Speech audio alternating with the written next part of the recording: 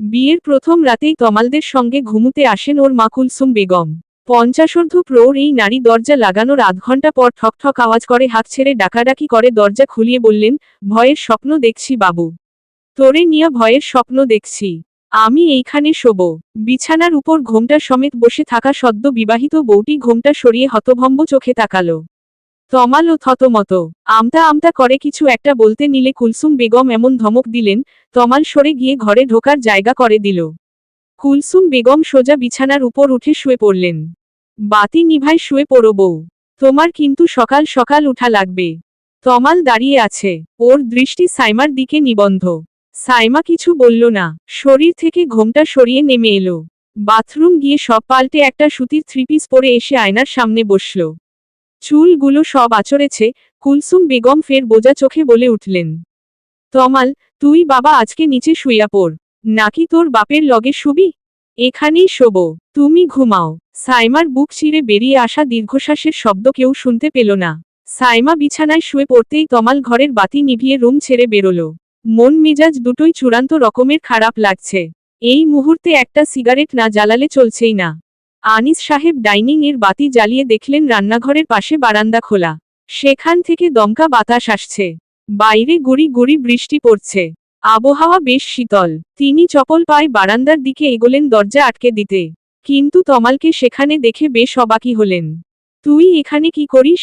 তমাল আচানক চমকে ওঠে, পরমুহূর্তে নিজের বাবাকে দেখে খানিকটা ধাতস্থ হয়ে আনমনে উত্তর করল, এমনি। তুমি কি জন্যে? কিছু লাগবে? আনিস সাহেব ছেলের পাশে এসে দাঁড়ালেন। তোর মা ঘুমিয়ে পড়েছে? তোর মা এইরকম ছিল না রে বাবু। যত দিন যাচ্ছে ও কেমন পাগলাটে হয়ে যাচ্ছে। ওকে নিয়ে কি করা যায়? আমি নিজেও অনেক ভেবেছি। তমাল কোনো উত্তর করল না। হাতের ভেতর জ্বলন্ত সিগারেট লুকিয়ে রেখেছিল বাবাকে দেখে সেটা গ্রিল দিয়ে বাইরে ছুঁড়ে ফেলল। আনিস সাহেব দীর্ঘশ্বাস ফেললেন। আমি ওকে বোঝাবো। এখন তোর বিয়ে হয়েছে। তোর জীবনেও প্রাইভেসি দরকার। মাকে একটা ভালো সাইকিয়াট্রিস্ট দেখালে হয় না বাবা? ও কি ভাববে? আমরা ওকে পাগল ভাবছি। তমাল দীর্ঘশ্বাস গোপন করে। সাইমা খুব অস্বস্তি বোধ করেছে। আমি ওকে কি জবাব দেব? বৌমার সঙ্গে আমি কথা বলবো। তুই এসব নিয়ে চিন্তা করিস না। এখন এভাবে দাঁড়িয়ে না থেকে এসে শুয়ে পড়। আমার ঘরে আয়। তমাল কথা বাড়ালো না। চুপচাপ আনিস সাহেবের পেছনে পেছনে তার ঘরে গিয়ে উপস্থিত হল। অনেক রাত অবধি সাইমা জেগে রইল। এপাশ ওপাশ করেও কিছুতেই ঘুম আনতে পারল না দু চোখে। পাশেই তার শাশুড়ি ভোসভোস নাক ডেকে ঘুমুচ্ছেন। বাইরে বৃষ্টির তাণ্ডব। মাঝরাত থেকে বড় বড় ফোঁটায় নামতে শুরু করেছে। পৃথিবী পুরোপুরি শীতল, আরামদায়ক। এমন আরামে কাঁথা মুড়ি দিয়ে শান্তির ঘুম ঘুমানো যায়। কিন্তু সাইমার মনে হচ্ছে এই মুহূর্তে সে পৃথিবীর সবচেয়ে অশান্তিজনক জায়গায় রয়েছে। তমালের সঙ্গে তার বিয়েটা পুরোপুরি পারিবারিকভাবে হয়নি। কিছুটা নিজ উদ্যোগও ছিল। তমালের সঙ্গে পরিচয় বছর 2 আগে একটা ডিবেট ক্লাবের অনুষ্ঠানে। তমাল ছিল গেস্ট আর সাইমা হোস্ট। সেখান থেকে আলাপ, অনুষ্ঠানের বাইরেও দুবার মিট করেছিল তারা। তারপর একটা বন্ধুত্বপূর্ণ সম্পর্ক গড়ে উঠল। বলা বাহুল্য, তেমন প্রেম না থাকলেও একসাথে সারা জীবন পার করে দেওয়ার সিদ্ধান্তটা অনায়াসে নিয়েছিল জনে। সাইমার পরিবার থেকে কোনো ঝামেলাই হয়নি। এডুকেটেড মেয়ে, জব করছে, ছেলেও ভালো, পরিবার উচ্চ বংশীয়। তমালের বাবা এবং 2 চাচা একদিন এলেন, কথা বলে দিন তারিখ পাকাপোক্ত করলেন। মধ্যে শুধু একবার ওর শাশুড়ির সঙ্গে ভিডিও কলে কথা হয়েছিল সাইমার। তখন উনাকে কেমন একটা লেগেছিল। যেন সাইমাকে ঠিক পছন্দ করতে পারছেন না। সাইমার বড় ফুপু বললেন, সব শাশুড়িরাই একটু এমন হয়। সব মেয়েকেই অনেক কিছু মানিয়ে গুছিয়ে শ্বশুর ঘর করতে হয়। সাইমা তাই খুব একটা পাত্তা দিল না। বিয়েটা হলো। কিন্তু আজ তার এমন আচরণে সাইমার ভেতরটা ফেটে যাচ্ছে। মাথার ভেতর একটি প্রশ্ন বারবার ঘুরে ফিরে আসছে, সে কোনো ভুল সিদ্ধান্ত নিল না তো? শেষ রাতের দিকে চোখটা লেগে এসেছিল। 6টা না বাজতেই শাশুড়ির ডাকাডাকিতে লাল চোখে উঠে বসল সে। কুলসুম বেগম ইতিমধ্যে উঠে নামাজ পড়ে ফেলেছেন। সাইমার দিকে তাকিয়ে বললেন, তুমি কি নামাজ কালাম পড়ো না? সাইমা থতমত খেল, জি, আজ রাতে ঘুম হয়নি তাই সকালে হইছে ওরকম 2-1 রাত আমরাও অনেক না ঘুমাইয়া কাটাইছি। তাই বলে বেলা পর্যন্ত বিছনায় গড়াগড়ি খাই নাই। এখন শ্বশুর বাড়ি আসছো, স্বামীর ঘরে আসছো, এইখানে তোমার অনেক দায়িত্ব, বুঝতে পারছো? সাইমা মাথা দোলালো। সকালের নাস্তাটা সবাই 8টার মধ্যে খায়। উইঠা হাত মুখ ধুইয়া রান্নাঘরে আসো। রুটি বেলতে জানো তো নাকি? সাইমা পুনরায় মাথা দোলালো। যাক পারো তাইলে কিছু। আজকালকার মাইয়ারা তো আবার খাওয়া আর ঘুম ছাড়া কিছু বোঝে না। আসো, আমি আলু ভাজি বসাইতেছি, তুমি হাতে হাতে রুটি বেইলা দাও। সাইমার ইচ্ছে করল হাত পা ছড়িয়েও কতক্ষণ কাঁদে। বালিশের পাশ থেকে ফোন নিয়ে দেখল সবে 6:12 বাজে। বাইরে এখনো বৃষ্টি পড়ছে। এমন আবহাওয়ায় কার ইচ্ছে করে এই ভোরে উঠে রান্নাঘরে যেতে? তার উপর সারা রাত তার ঘুমই হয়নি। সর্বসাকুল্যে ঘণ্টাখানেক ঘুমিয়েছে মাত্র। তবু সাইমাকে উঠতে হলো। এখন তার মুখের উপর চিৎকার করে মাকে বলতে পারবে না, আমাকে ঘুমাতে দাও, বিরক্ত করো না। সাইমার হঠাৎ করেই দু চোখ ভিজে উঠল। মায়ের মমতা এখন হাড়ে হাড়ে বুঝতে পারছে সে। কুলসুম বেগম একা একাই গোজগোজ করতে করতে আলু কুচি করছেন। সাইমা রান্নাঘরের দরজায় গিয়ে নিঃশব্দে দাঁড়ালো। কুলসুম বেগম তার উপস্থিতি টের পেয়ে রাগ সমেত বললেন, মেয়ে মানুষ এত ঢিলামি করলে হয় না বউ। তুমি নতুন আসছো তাই কিছু বললাম না, কিন্তু আমার সংসারে সব টাইম টু টাইম হওয়া চাই। কতক্ষণ আগে বইলা আসছি আর মাত্র আসছো। যাও, ওইখানে আটার বয়াম আছে। আর এই বাতিলে সবসময় আমি রুটির ডো বানাই। বেলন ফিরি ওই লাল ড্রয়ারে। বের কইরা তাড়াতাড়ি রুটি বেলো। সাইমা চুপচাপ সবগুলো আদেশ পালন করতে লাগলো। সেই হিসেব করে দেখল, ওরা ঘরে মাত্র 4 জন আছে। 4 জনের জন্য 15টার বেশি রুটির দরকার নেই। সেই হিসেবে পানি চুলায় বসালো। তা দেখে কুলসুম বেগম আবার তেলেবেগুনে জ্বলে উঠলেন। এদ্দুর পানি দিয়া কয় পিস রুটি বানাইবা তুমি? আরও পানি লও, 30 পিসের নিচে যেন কম না হয়। সাইমার মাথা ঘুরে উঠল। এত রুটি কে খাবে আম্মা? কে খাইব তা দিয়া তোমার কাম কি? আমি খামু, তোমার শ্বশুর খাইব, তমাল খাইব। তোমার মন চাইলে খাবা নাইলে খাবা না। তোমারে 30 পিস বানাইতে বলছি, 30 পিসই বানাও। সাইমার বুক চিরে দীর্ঘশ্বাস বেরিয়ে আসে। আজ শিউর হাতে ফোসকা পড়ে যাবে। তমালের ঘুম ভাঙল 10টার কিছু সময় পর। সে উঠে কতক্ষণ ঝিম ধরে বসে রইল। তারপর হঠাৎ করেই মনে পড়ল, গতকাল তার বিয়ে হয়েছে। আর বাসর রাতে তাকে শুতে হয়েছে বাবার ঘরে। তমাল হন্তদন্ত হয়ে উঠতে যাবে, এমন সময়ে নজরে পড়ল সাইমাকে। 1 কাপ চা হাতে মেয়েটা এসে পাশে দাঁড়িয়েছে। গুড মর্নিং, তমাল একটু হেসে বলল। সাইমা প্রত্যুত্তর করে না। বিছানার পাশের টেবিলে চায়ের কাপ রেখে চলে যাওয়ার জন্য উদ্যত হতেই পেছনে থেকে তমাল খপ করে ওকে ধরে টেনে বিছানার উপর বসালো। সাইমার রাগ হলো। মৃদু ধাক্কায় তমালকে সরিয়ে চলে যাওয়ার জন্য তোড়জোড় করলেও বিশেষ সুবিধা করতে পারল না। তমালের এক হাতের শক্তির কাছেই ও পুরোপুরি কাবু। তমাল সাইমার ঘাড়ের ভেতর মুখ গুজল। রাগ করে আছো? সাইমা কাটকাট করে বলল, না, রাগ করার 101টা কারণ আছে, তবু বলছো রাগ করে নেই? আমার কাজ আছে। কিসের কাজ? মাত্রই তো এলে। সংসারের দায়িত্ব পড়ে নিলেও চলবে। ও তাই? সাইমার একটু হাসি পেল এবার। সে ঘুরে তমালের মুখোমুখি বসল। হাত দুটো মেলে ধরে বলল, দায়িত্ব তো এখনই ফোসকা হয়ে হাতে পড়ে গেছে তমাল। বাদবাকি দিনের হিসেব বাদই দেই।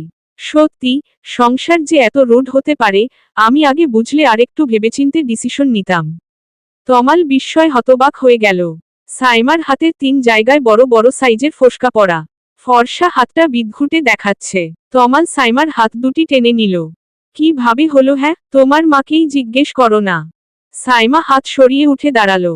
বিয়ের পর দিন ভোর 6টায় যে কাউকে রান্নাঘরে ঢুকে 30টা রুটি বানিয়ে কামলা দিতে হয়, আমার জানা ছিল না তমাল। তোমাদের ফ্যামিলি রুলস হয়তো আলাদা। আমাকে আগে ভাগে এই ব্যাপারগুলো জানালে ভালো হতো। সাইমা বেরিয়ে গেল। ওর পিছু পিছু তমালও বেরোলো। কুলসুম বেগম সোফায় আসন দিয়ে বসে আছেন। তার পাশেই পানের বাটা। একটু পর পর পান খাওয়া তার স্বভাব। তিনি পানের রস পুরোটা চুষে ছাবনাটুকু ফেলে দেন। ফেলার জন্য কোনো নির্দিষ্ট পট বা ডিব্বা নেই। ফ্লোরের যেখানে সেখানে ফেলে পড়ে ঝাড়ু দেওয়া এবং মোছা হয়। সাইমা সকাল থেকে বেশ কয়েকবার এই চিত্র দেখেছে। একবার বলতে চাচ্ছিল এভাবে ঘর নোংরা না করে একটা নির্দিষ্ট কিছুতে ফেললে ভালো হয়। কিন্তু উত্তরে কুলসুম বেগম আবার কি বলে বসেন, এই ভেবে সাইমা চুপ রইল। তমাল বলল, মা, রোজি খালা কোথায়? তুমি সাইমাকে দিয়ে এগুলো করাতে গেলা কেন? কুলসুম বেগম টিভির সাউন্ড কমালেন। ছেলের দিকে ভ্রু কুচকে তাকিয়ে বললেন, রোজিরে বিদায় করছি। আর ঘরের বউ ঘরের কাম করছে তাতে কি হইছে? রোজি খালাকে বিদায় করছো মানে কি? আগে ঘরে বউ আছিল না, আমার কামের লিগা ওরে আনছিলাম। এখন তো বউ আইছে, এখন বাইরের মানুষের হাতের খাওন খামু কেন? এখন যা করার তোর বউই করব। এইটা তো ওরই সংসার নাকি? তাহলে আমার জব? সাইমা শুনছিল রান্নাঘর থেকেই। এই মুহূর্তে বেরিয়ে এসে সরাসরি প্রশ্নটা করল। তমালের দিকে অদ্ভুত দৃষ্টিতে তাকালো। কুলসুম বেগম চোখমুখ সব কুঁচকে ফেললেন। বিয়ার আগে বাইরে বাইরে যত রংঢং করার করছো, এখন বিয়া হইছে, সংসার করবা, নাতি নাতকুর পয়দা করবা, মাইয়া মাইনসের এইডাই চাকরি, বাইরে যাইয়া চাকরি করণের কোনো দরকার নাই। সাইমা বিস্ময় হা হয়ে গেল। তমালের দিকে দৃষ্টি নিক্ষেপ করল। ওর চোখ দিয়ে প্রশ্ন ছিটকে বেরোচ্ছে। তমাল আমতা আমতা করে কিছু একটা বলার চেষ্টা করে। কুলসুম বেগম একটা ধমক দিয়ে উঠলেন। বিয়া হইয়া গেছে দেইখা তুমি লায়েক হইয়া গেছো এমন ভাবা বন্ধ কর গোলামের পুতো। যা করি তোর ভালোর জন্য করি। ঘরের বউরে দিয়া বাইরের বেডাগো লগে ঘষা খাওয়াবি? কেন, তোর কি টাকায় কম পড়ছে? যখন আরেক ভাতার নিয়া ভাইগা যাইব গা, তখন কান্দিস ভাত ভাত কইরা। আমার চোখের সামনে থেইকা যা। সাইমা বোবা বনে গেল। সে আরেক জনের সাথে ভেগে যেতে পারে, এই মহিলা এত দূর পর্যন্ত ভেবে ফেলেছেন। আর তমাল, সেও বা কেমন সাপোর্ট করছে তাকে। রাগে দুঃখে সাইমার চোখে পানি চলে এলো। সে নিজের রুমে চলে গেল দ্রুত পায়ে। তা দেখে কুলসুম বেগম আবার নাক ছিটকালেন। কিছু হইলে ঘরে দৌড় দেয়। অসভ্য মাইয়া মানুষ। তমাল আহাম্মকের মতো চুপ করে বসে আছে। সে কাকে কি বলবে, কি বোঝাবে, কিছুই মাথায় ঢুকছে না। তারা চিহ্ন। সাইমা সমানে কেঁদে যাচ্ছে। ঘড়ির কাঁটায় রাত 9টা। কিছুক্ষণ আগে কুলসুম বেগম বেশ করা শব্দে ওকে কিছু কথা শুনিয়ে দিয়েছেন। যার সারমর্ম এই, বিয়ের পর মেয়েদের এত মুখ থাকলে চলে না। ভালো ভালো খাবারগুলো এ বাড়িতে পুরুষের পাতে আগে দেওয়া হয়। তারা খেয়ে দিয়ে যা থাকবে তাই বাড়ির বউ মুখে তুলবে। তবে কুলসুম বেগম এর হিসেব ভিন্ন। তিনি যেহেতু মুরব্বি তাই তার খাবার সবার আগে আলাদা বাটিতে তিনি নিজ হাতে তুলে রাখেন। আর এখানে এসেও যদি খাবার নিয়ে এত ছোকছোক স্বভাব থাকে, তাহলে বাপের বাড়ি থেকে কি খেয়ে এসেছে? নাকি বাপের ভালোমন্দ খাওয়ানোর সামর্থ্য ছিল না? কথাটা সাইমার বুকে আঘাত করেছে। বাড়িতে সবসময় মাছের মাথা, মুরগির ভালো ভালো টুকরোগুলো মারোর জন্য তুলে রাখতেন। সাইমা রাগারাগি করত। খেতে না চাইলে মা বলতেন, দুদিন পর শ্বশুর বাড়ি চলে গেলে কি খাবি না খাবি, আমার কাছে যতদিন আছিস, আমি মন ভরে তোকে খাওয়াই। দেখি, হা কর, খাইয়ে দেই। সাইমার অশান্তি হচ্ছে বুকের ভেতর। সে বর্ষর একটা ভুল করে বসেছে। শুধুমাত্র তমালকে চিনে জেনে বিয়ের মতো একটা সিদ্ধান্ত নেওয়া উচিত হয়নি। তমালের পরিবার সম্পর্কে ওর খোঁজখবর করা উচিত ছিল। সাইমা বিছানায় উঠে বসল। হাত দিয়ে ডলে ডলে চোখমুখ মুছে নিল। এর আগে এতটা ভেঙে ও কোনোদিন পড়েনি। বরাবরই শক্ত ধরনের মেয়ে ও। আজ যে কি হলো, মনটা নরম হয়ে গেছে। সাইমা বাড়িতে ফোন করে আবার কেটেই দিল। গলা ভেঙে গেছে। মা নির্ঘাত বুঝে যাবে। হাজারটা প্রশ্ন করবে। চিন্তায় চিন্তায় প্রেশার বাড়াবে। থাকুক, দরকার নেই। সিদ্ধান্তটা যখন ওরই ছিল, এর শেষটাও ওই দেখবে। তমাল ঘরে ঢুকেছে। হাতে খাবারের প্লেট। সাইমা খাওয়া ছেড়ে উঠে এসেছিল। তমাল বাতি জ্বালিয়ে সাইমাকে দেখে একটু আপসেট হলো। মেয়েটা হঠাৎ করেই অথই সমুদ্রে পড়েছে। একদিকে মা, একদিকে সাইমা, তমাল কিভাবে দিক সামলাবে, বুঝে উঠতে পারছে না। এভাবে ভাত ফেলে চলে আসাটা ঠিক হয়নি। মা খুব রেগে গেছেন। সাইমা ফোঁস করে উঠল। তোমার মা রেগে গেছেন সেটা তোমার গায়ে লাগছে, আর আমার ফ্যামিলি তুলে যে অকথ্য কথাগুলো তিনি বললেন, সেগুলো কি শোনোনি নাকি কানে তালা লাগানো ছিল? তমাল সাইমার মুখোমুখি বসল। সাইমা, তোমায় কিছু কথা বলি। একটু বোঝার চেষ্টা করো। মা তোমাকে পছন্দ করেন না বিষয়টা এমন না। উনি আসলে উনার সংসারকে উনার নিয়মে চালাতে চান। আর উনার বয়স হয়েছে। এই বয়সে এসে সবাই এমন খিটখিটে হয়ে যায়। আমি একবার উনার সঙ্গে রিয়েক্ট করে কথা বলেছিলাম, এরপর 3 দিন উনি ভাত পানি কিচ্ছু মুখে দেননি। হাসপাতাল অবধি নিতে হয়েছিল। বুঝতে পারছো ব্যাপারটা? বাবা, আমরা সবাই মানিয়ে নিচ্ছি। তুমিও একটু মানিয়ে নিতে চেষ্টা করো প্লিজ। উনারা আর বাঁচবেনই বা কয়দিন? এরপর এই সবকিছু তো তোমার। আমার আর কোনো ভাই বোন নেই। বাবা মায়ের আমি একমাত্র ছেলে। সব তোমারই থাকবে সাইমা। জাস্ট একটু ধৈর্য রাখো। আর আমি চেষ্টা করব আমার অফিস থেকে জেলা শিফট করাতে। যেখানে শিফট হব, সেখানে তোমাকে নিয়ে যাব। তাহলে আর কোনো ঝামেলাও তৈরি হবে না। সেই অবধি তুমি একটু শান্ত থাকো, আই রিকোয়েস্ট। নাও, এবার খাবারটা খেয়ে নাও। সাইমা দীর্ঘশ্বাস ফেলল। তমাল ওর হাত জোড়া চেপে ধরে বলে, সব ঠিক হয়ে যাবে, বিশ্বাস রাখো। তারা চিহ্ন। ঘড়িতে রাত 12টা। সবকিছু গুছিয়ে সবেমাত্র শুয়েছে 2 জনে। তমাল খুব এক্সাইটেড। বিয়ের দ্বিতীয় রাত হলেও আজ হয়তো সাইমাকে কাছে পাওয়া হবে। সারাদিন অনেক ঝড় ঝঞ্ঝাট গেলেও এই মুহূর্তে সাইমার মেজাজ ভালো আছে। স্বামী সোহাগের কথা ভেবে ভেবে মনে মনে সেও আপ্লুত বোধ করছে। তমালের বুকে মাথা রেখে শুয়ে শুয়ে তমালের অনেক বকবকানি শুনছে সাইমা। ঠিক এমন সময়ে দরজায় টোকা পড়ল। বাবু, দরজাটা খোল দেখি। কি খালি দরজা আটকে রাখিস? এই বাবু। সাইমা করুণ চোখে তমালের দিকে তাকালো। তমাল নিজেও হতবিহ্বল। আজ আবার কোন নাটক হতে চলেছে কে জানে। যখন তখন ঘরের দরজা আটকে রাখিস, এসব স্বভাব তো বিয়ের আগে ছিল না। বিয়ের আগেও রাতের দরজা খোলা রাখতি তোর ভয় করত বলে। এখন সব ভয় ঘুচে গেছে। তমাল আমতা আমতা করে। কুলসুম বেগম বিছানায় বসা সাইমাকে ভস্ম করার দৃষ্টি দিয়ে কিছুক্ষণ পর্যবেক্ষণ করে পুনরায় বলে উঠলেন, নন্দিনী এসেছে এত রাতে, খুব কাঁদছে, আয় এদিকে আয়। তমাল মায়ের পেছনে পেছনে ডাইনিং এ ঢুকল। নন্দিনী আর ওর বয়সের তফাৎটা খুব বেশি দিনের না। ছোট থেকে জন পিঠে পিঠি ভাবে বড় হয়েছে। আনিস সাহেব ছিলেন কালেক্টর। খুলনা জেলায় পোস্ট পড়ায় জীবনের একটা দীর্ঘ সময় তাকে সেখানে কাটাতে হয়েছে। নন্দিনীদের পরিবার আগে থেকেই সেখানেই সেটেলড ছিল। অপরিচিত শহরে তাই আনিস সাহেব বাসা ভাড়া করলেন একেবারে সমুদ্রের বাসার কাছাকাছি। নন্দিনী তমালের খালাতো বোন, কুলসুম বেগমের ছোট বোনের বড় মেয়ে। সেই থেকে তমাল আর নন্দিনীর বড় হয়ে ওঠাটা এক হয়ে গেল। তবে বন্ধুত্বের বাইরে কখনো কোনো আলাদা সম্পর্ক গড়ে ওঠেনি জনের ভেতর। তমাল এই দিক থেকে সবসময় পরিষ্কার থেকেছে। নন্দিনীর বিয়ে হয়েছে আরও 7 বছর আগে, পাবন ভাইয়ের সাথে। সেও ওদের ফ্যামিলি ফ্রেন্ড। সবকিছু শুরু থেকে ঠিকঠাক চললেও এরপর এলোমেলো হয়ে গেল।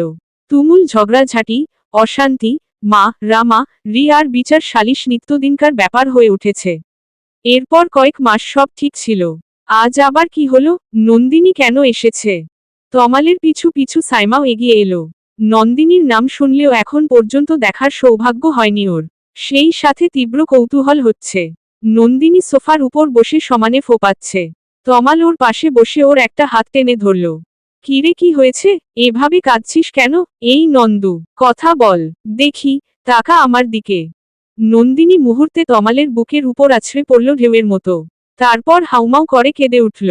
তমাল হতবিহ্বল। কুলসুম বেগম বোনের মেয়ের মাথায় হাত বুলিয়ে যাচ্ছেন বারবার। একটু দূরে দরজার কাছে দাঁড়িয়ে সবটাই দেখছে সাইমা। ওর কেমন যেন লাগলো। তমালের এভাবে কাছাকাছি আসাটা ঠিক পছন্দ হলো না। সাইমা নিজের ঘরের দিকে চলে গেল। তমাল ঠেলে নন্দিনীকে সোজা করে বসালো। বলল, এমন করছিস কেন? এই রাতে কই থেকে আসছিস? কি হয়েছে? কিছু না বলে এমন পাগলের মতো কাঁদলে বুঝবো কিভাবে? কি হয়েছে বল, আর না হয় সারা রাত বসে বসে কাঁদ, আমি গেলাম। নন্দিনী ফোপাতে ফোপাতে চোখমুখ মুছে একটু শান্ত হলো। ভাঙা গলায় বলল, আমি চলে এসেছি রে, আর যাব না। সংসার করার শখ আমার মিটে গেছে। হয়েছেটা কি, সেটা তো আগে বলবি। পাবন আমাকে ডিভোর্স দিতে চাচ্ছে। ওর এফেয়ার আছে রুম্পার সাথে, ওর কলিগ, একসাথে জব করে ওরা। কি? কুলসুম বেগম মাঝখান দিয়ে বলে উঠলেন, এই কারণে তোমার বউরে চাকরি বাকরিতে যাইতে মানা করছি আমি, বুঝতে পারতাছেন বাপধন। এইসব মাইয়ারাই নিজেগো সংসার ভাঙে আর আরেকজনের সংসার খায়। নন্দিনী পুনরায় ফ্যাচফ্যাচ শব্দে কেঁদে উঠল।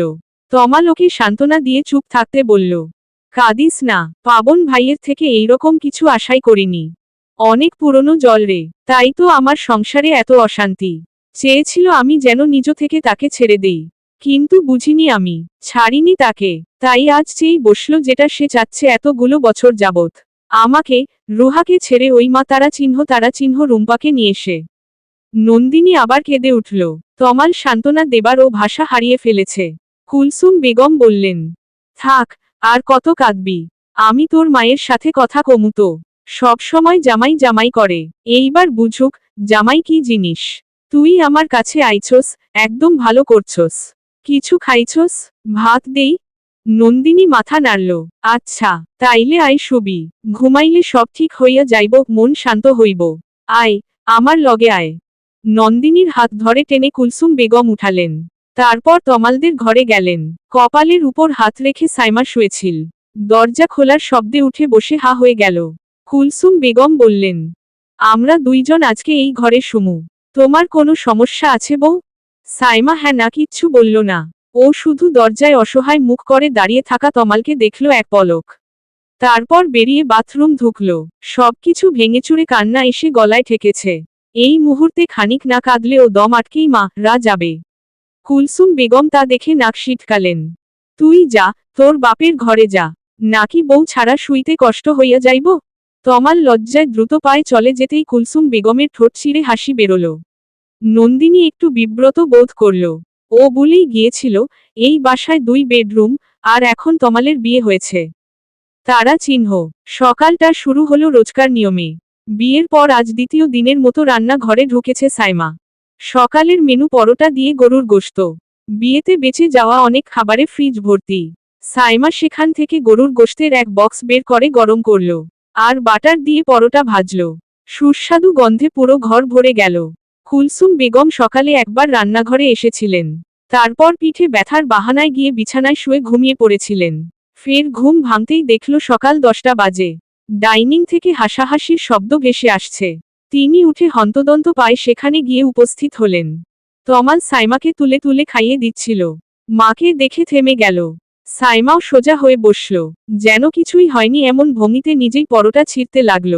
কুলসুম বেগম দাঁতে দাঁত পিষে বললেন, বা বা বা, বা রে বা, শাশুড়ি ঘুমাচ্ছে আর নবাব সাহেবা একা একাই গিলছে।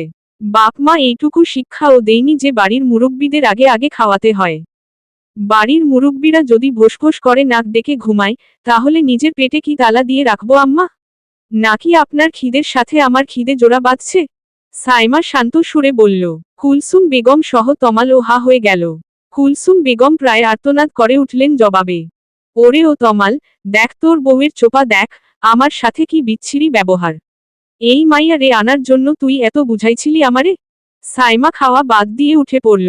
আপনাকে কি বুঝিয়েছে তা তো জানি না আম্মা, কিন্তু আমাকে যদি একবার বুঝাতো আপনার স্বভাব কিরকম, তাহলে বোধ হয় এই বিয়েটা কশ্চিনকালেও হতো না। নতুন বউ বলে আপনার সবকিছুই সহ্য করতেছি গতকাল থেকে। এই মুহূর্তে আর চুপ করে থাকতে পারছি না। আমার শরীরটাও রক্ত মাংসে গড়া। সাইমা নিজের ঘরে চলে এলো। নন্দিনী বিছানায় শুয়েছিল। সাইমা কঠিন স্বরে বলল, বড় ভাইয়ের বেডরুমে হাত পা ছড়িয়ে শুয়ে থাকতে আনিজি ফিল করার কথা। কিন্তু আপনাকে দেখে মনে হচ্ছে না সেই বোধ আপনার আছে। আপনি দেখছেন এই ফ্ল্যাটে রুম কম। আর আপনার ভাই বিবাহিত। আপনার উচিত ছিল সকালেই বের হয়ে যাওয়া। এক্ষুনি এই মুহূর্তে আমার রুম থেকে বের হন। আমি যথেষ্ট ভদ্র শব্দ উচ্চারণ করছি। এরপর এমনটা নাও করতে পারি। নন্দিনীকে বের করে দিয়ে সাইমা দরজা আটকে বাড়িতে কল করল। জানালো, সে আজ আসছে। এদিকে কুলসুম বেগমের মাথায় প্রেসার উঠে গেছে। আনিস সাহেব বাইরে ছিলেন। তিনি ফোন করে তাকে বাড়িতে আনালেন। সমানে খারাপ ভাষা করে যেতে লাগলেন সাইমাকে উদ্দেশ্য করে। নন্দিনী এর ভেতর কিছুই বলল না। এমনকি সাইমা ওকে যা যা বলেছে তা সত্ত্বেও চুপ করে রইল। ওর এই খালার ব্যাপারে ওর সবকিছুই জানা আছে। সাইমার এমন রুড বিহেভ করা স্বাভাবিক। রাগ পড়ে গেলে নিজেই হয়তো ক্ষমা চাইতে আসবে। অযথা খালার কানে এসব ঢেলে আগুন বাড়িয়ে দেওয়ার কোনো প্রয়োজনই নেই। আনিস সাহেব স্ত্রীকে বোঝাতে চেষ্টা করলেন। তমাল ও মা কে বোঝাতে চেষ্টা করল। এর ভেতর বার কয়েক দরজা ধাক্কা দিয়ে সাইমাকে ডেকেও সদুত্তর পায়নি সে। তমাল কি করবে বুঝতে না পেরে সোফায় বসে নিজের মাথার চুল খামচে ধরল। একটু পর সাইমা লাগেজ সমেত বের হলো। তমালকে বলল, আমি বাবার বাসায় যাচ্ছি। ওই বাড়ির কাউকেই আমি কিছু বলিনি। শুধু জানিয়েছি নাইরে আসব। তুমি কি সাথে যাবে? তমাল উঠে দাঁড়ালো। কুলসুম বেগম হৈহল্লা করে উঠলেন, এক পাও বাইরে দিলে তোর পাও বাইরাইয়া ভাইঙ্গা ফেলমু গোলামের পুতো। থামবে তুমি? আনিস সাহেবকে চোখ রাঙানিতে চুপ করিয়ে দিলেন। তোমার ছেলেরে বলো হয় মা নয় বউ। আর যদি ওই বাজারের মেয়ের জন্যে মারে তার না লাগে তাইলে যেন এই বাসা ছেড়ে একবারে চলে যায়। এরকম ছেলে আমার দরকার নাই যার কাছে মায়ের চাইতে 2 দিন হওয়া বউয়ের মূল্য বাইরা যায়। কুলসুম বেগমকে কেউই শান্ত করতে পারল না। আনিস সাহেব, নন্দিনী, তমাল সবাই চেষ্টা করে চুপ হয়ে গেল। কুলসুম বেগম দেখলেন, একটু পর জামাকাপড় বদলে সাইমার পিছু পিছু তমাল বেরিয়ে যাচ্ছে। কুলসুম বেগমের মনে হলো, তার মাথার ভেতর কেউ বাড়ি দিয়েছে। চারপাশটা হঠাৎ করেই অন্ধকার হয়ে এলো। বাইরে বেরিয়ে সাইমার মনে হলো, ও জেলখানা থেকে ছাড়া পেয়েছে। বাড়ি ফিরে কাউকেই তেমন কিছু জানালো না। সাইমার মা একটু রাগারাগি করলেন বটে। নায়র গিয়ে নিয়ে আসতে হয় আর মেয়ে একাই চলে এসেছে, সঙ্গে আবার জামাইকে নিয়ে। সাইমা সেসব কথার পাত্তা দিল না। খেতে বসে গোগ্রাসে গিলল, যেন কয় জনম পর এত পেট পুড়ে খেতে পেয়েছে। তারপর নিজের বাথরুমে ঢুকে সময় নিয়ে একটা লম্বা গোসল দিয়ে ঘুমিয়ে পড়ল। গত 2 রাত ঘুমের যে ঘাটতি হয়েছে তার সব চুকিয়ে যখন জেগে উঠল, তখন রাত 8টা প্রায়। সাইমা হাই তুলল। তমাল পাশেই আধশোয়া অবস্থায় বসে ফোন টিপছে। সাইমাকে উঠতে দেখে সে বলল, আর একটু পর উঠলে গুড মর্নিংই হয়ে যেত। সাইমা মৃদু হাসল। তমালের ভালো লাগলো। ওই বাড়ির পরিস্থিতির কারণে মেয়েটা সবসময় আপসেট থাকত। এখানে এসে আবার আগের ফর্মে ফিরে যাচ্ছে। ব্যাপারটা ভালো। কেউ আমায় ডাকেনি কেন? তোমার মা অনেকবার ডাকতে চেয়েছে। আমিই মানা করলাম। বললাম, বিয়ে বাড়ির ধকল তো কম না। রেস্ট করুক। খাওয়া হয়েছিল তোমার? হ্যাঁ, আন্টি একটু পর পর এটা ওটা নিয়ে আসে আর জোর করে সব ঠুসতে বলে। সাইমা, তোমার কাছে একটা রিকোয়েস্ট আছে। তমালের সিরিয়াসনেস দেখে সাইমা একটু ঘাবড়ে গেল। তমাল কি রিকোয়েস্ট করতে চাইছে? বাড়ি ফিরে যাওয়ার? দুশ্চিন্তা স্থগিত রেখে সাইমা মাথা দোলালো। কি রিকোয়েস্ট? আমি প্লিজ রাতে আর কিছু খাবো না। Please please please manage your mother. Saima হেসে ফেলল শব্দ করে। তমালও হাসল। তারপর হুট করে নিজের মাথাটা সাইমার কোলের উপর রাখল। শুয়ে বলল, এবার আমার ঘুমানোর পালা। চুল টেনে দাও, মাথা বানিয়ে দাও, আমি আরাম করে ঘুমাই। তমালের পাতলা চুল, সোজা সোজা, তবে সিল্কি। সাইমা আঙুলের ডগায় চুলের ভেতর সিথি কাটতে লাগল। তমাল শোয়া থেকে সাইমার মুখপানে তাকালো ডাক শুনে। সাইমা বলল, I am a working lady, you know. আর আমি নিজের জন্য কাজ করি। কাজ আমাকে স্যাটিসফ্যাকশন দেয়। বিয়ের আগে থেকেই তুমি সেটা দেখে এসেছ। তোমার উচিত ছিল এই ব্যাপারটা তোমার মাকে ক্লিয়ার করা। তাহলে আজকে এই রকম সিচুয়েশন আমাদের কাউকেই হ্যান্ডেল করতে হতো না। তমাল উঠে বসল। তার মুখ দেখে মনে হচ্ছে সে কিছু একটা বলতে চাচ্ছে কিন্তু পারছে না। সাইমা বলল, তুমি নির্দ্বিধায় সবকিছু বলতে পারো। আমার মনে হয় আমার থেকে আর কোনো কিছু লুকানো ভালো হবে না।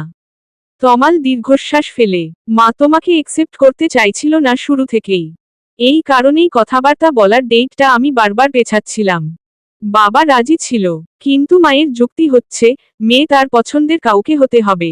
বাইরে কাজ করে না, উচ্চ শিক্ষিতা না, চলাফেরায় গ্রাম্য ভাব, এমন কেউ। আর সেটা আমি একসেপ্ট করতে পারছিলাম না। সত্যি বলতে, তোমাকে দেখার পর থেকে কাউকেই আর নিজের লাইফ পার্টনারের জায়গাটা দিতে পারছিলাম না। ইউ নো, আমাদের মেন্টালিটি কতটা ম্যাচ করে। একটা বিয়েতে সারা জীবন একসঙ্গে থাকার ক্ষেত্রে মেন্টালিটি ম্যাচ হওয়াটাই সবচেয়ে বেশি ইম্পর্ট্যান্ট। এই কথাটা আমি মাকে অনেক চেয়েও বোঝাতে পারিনি। সাইমা একটু সময় চুপ করে থেকে বলল, এই কথাগুলো তোমার আমাকে আরো আগে জানানো উচিত ছিল তমাল। তাহলে তুমি আমাকে কখনোই বিয়ে করতে মতো দিতে না সাইমা। আর এখন যেটা হচ্ছে, সেটা কি? বিয়ে কোনো যুদ্ধক্ষেত্র নয় যে সেখানে আমি ফাইট করব। তোমার মা রীতিমতো আমাকে উনার প্রতিদ্বন্দ্বী ভাবছেন। বিয়ের 2 দিন পরও আমরা একটা কোয়ালিটি টাইম পর্যন্ত স্পেন্ড করতে পারিনি, জাস্ট বিকজ অফ হার। ব্যাপারটা না ভাবলে নাথিং বাট ভাবলে অনেক বড় কিছু তমাল সাইমাকে নিজের বুকে টেনে মিশিয়ে নিয়ে বলল, রিল্যাক্স, সব ঠিক হয়ে যাবে। আই প্রমিস টু ইউ সোনা, সব ওকে করে দেব। Just give me some time please. আমি মাকেও ফেলতে পারবো না, আর তোমাকেও ফেলতে পারবো না। তোমরা জনেই আমার কাছে গুরুত্বপূর্ণ। কিন্তু তুমি খুব বড় একটা ভুল করেছ। আমাকে কিছু না জানিয়ে, না বুঝতে দিয়ে, পরিস্থিতি আমার অনুকূল দেখিয়ে তুমি এই বিয়েটা ঘটিয়েছ। এটা একদম ঠিক হয়নি। এর রেজাল্ট কোথায় গিয়ে শেষ হবে?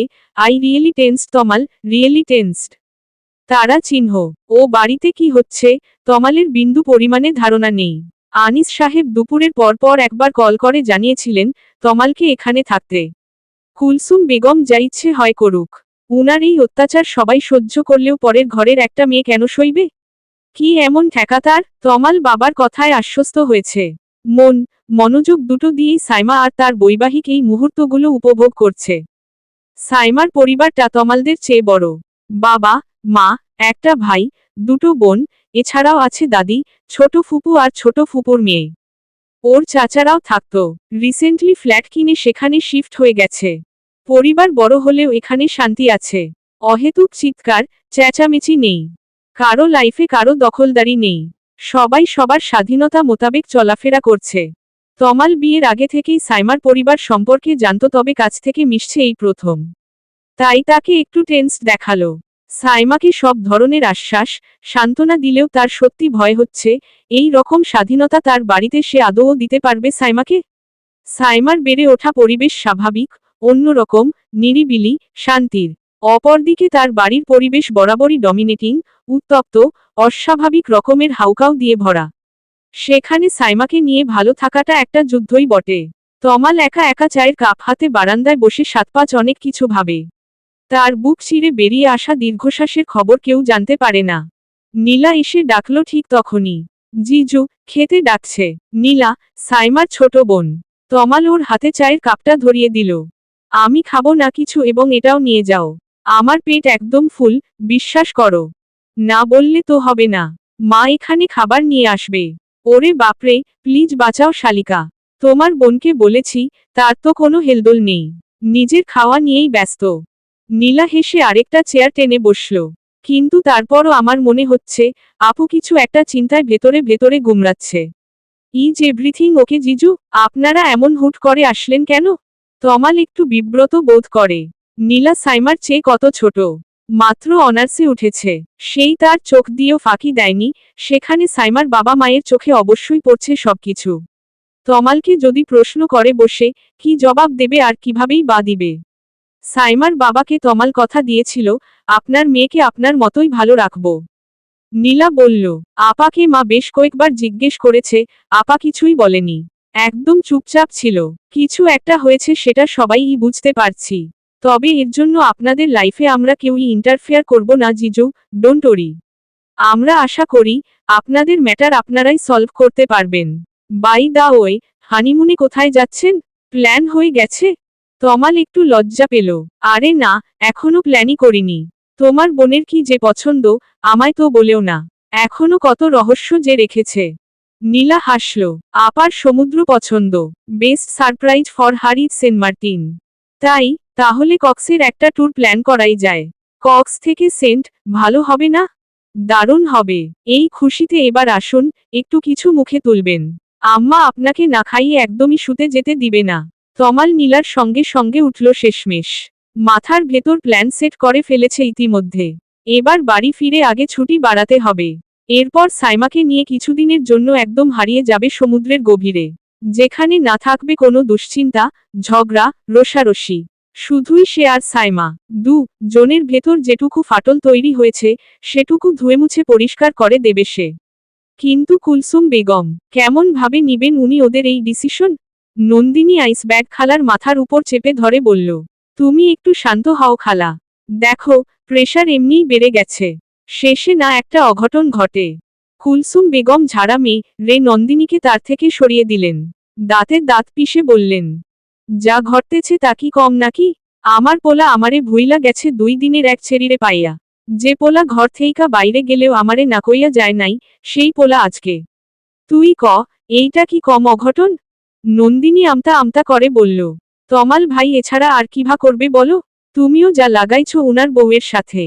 কুলসুম বেগম এমন ভাবে তাকালেন, যেন এক্ষুনি পানি দিয়ে নন্দিনীকে গিলে খেয়ে ফেলবেন।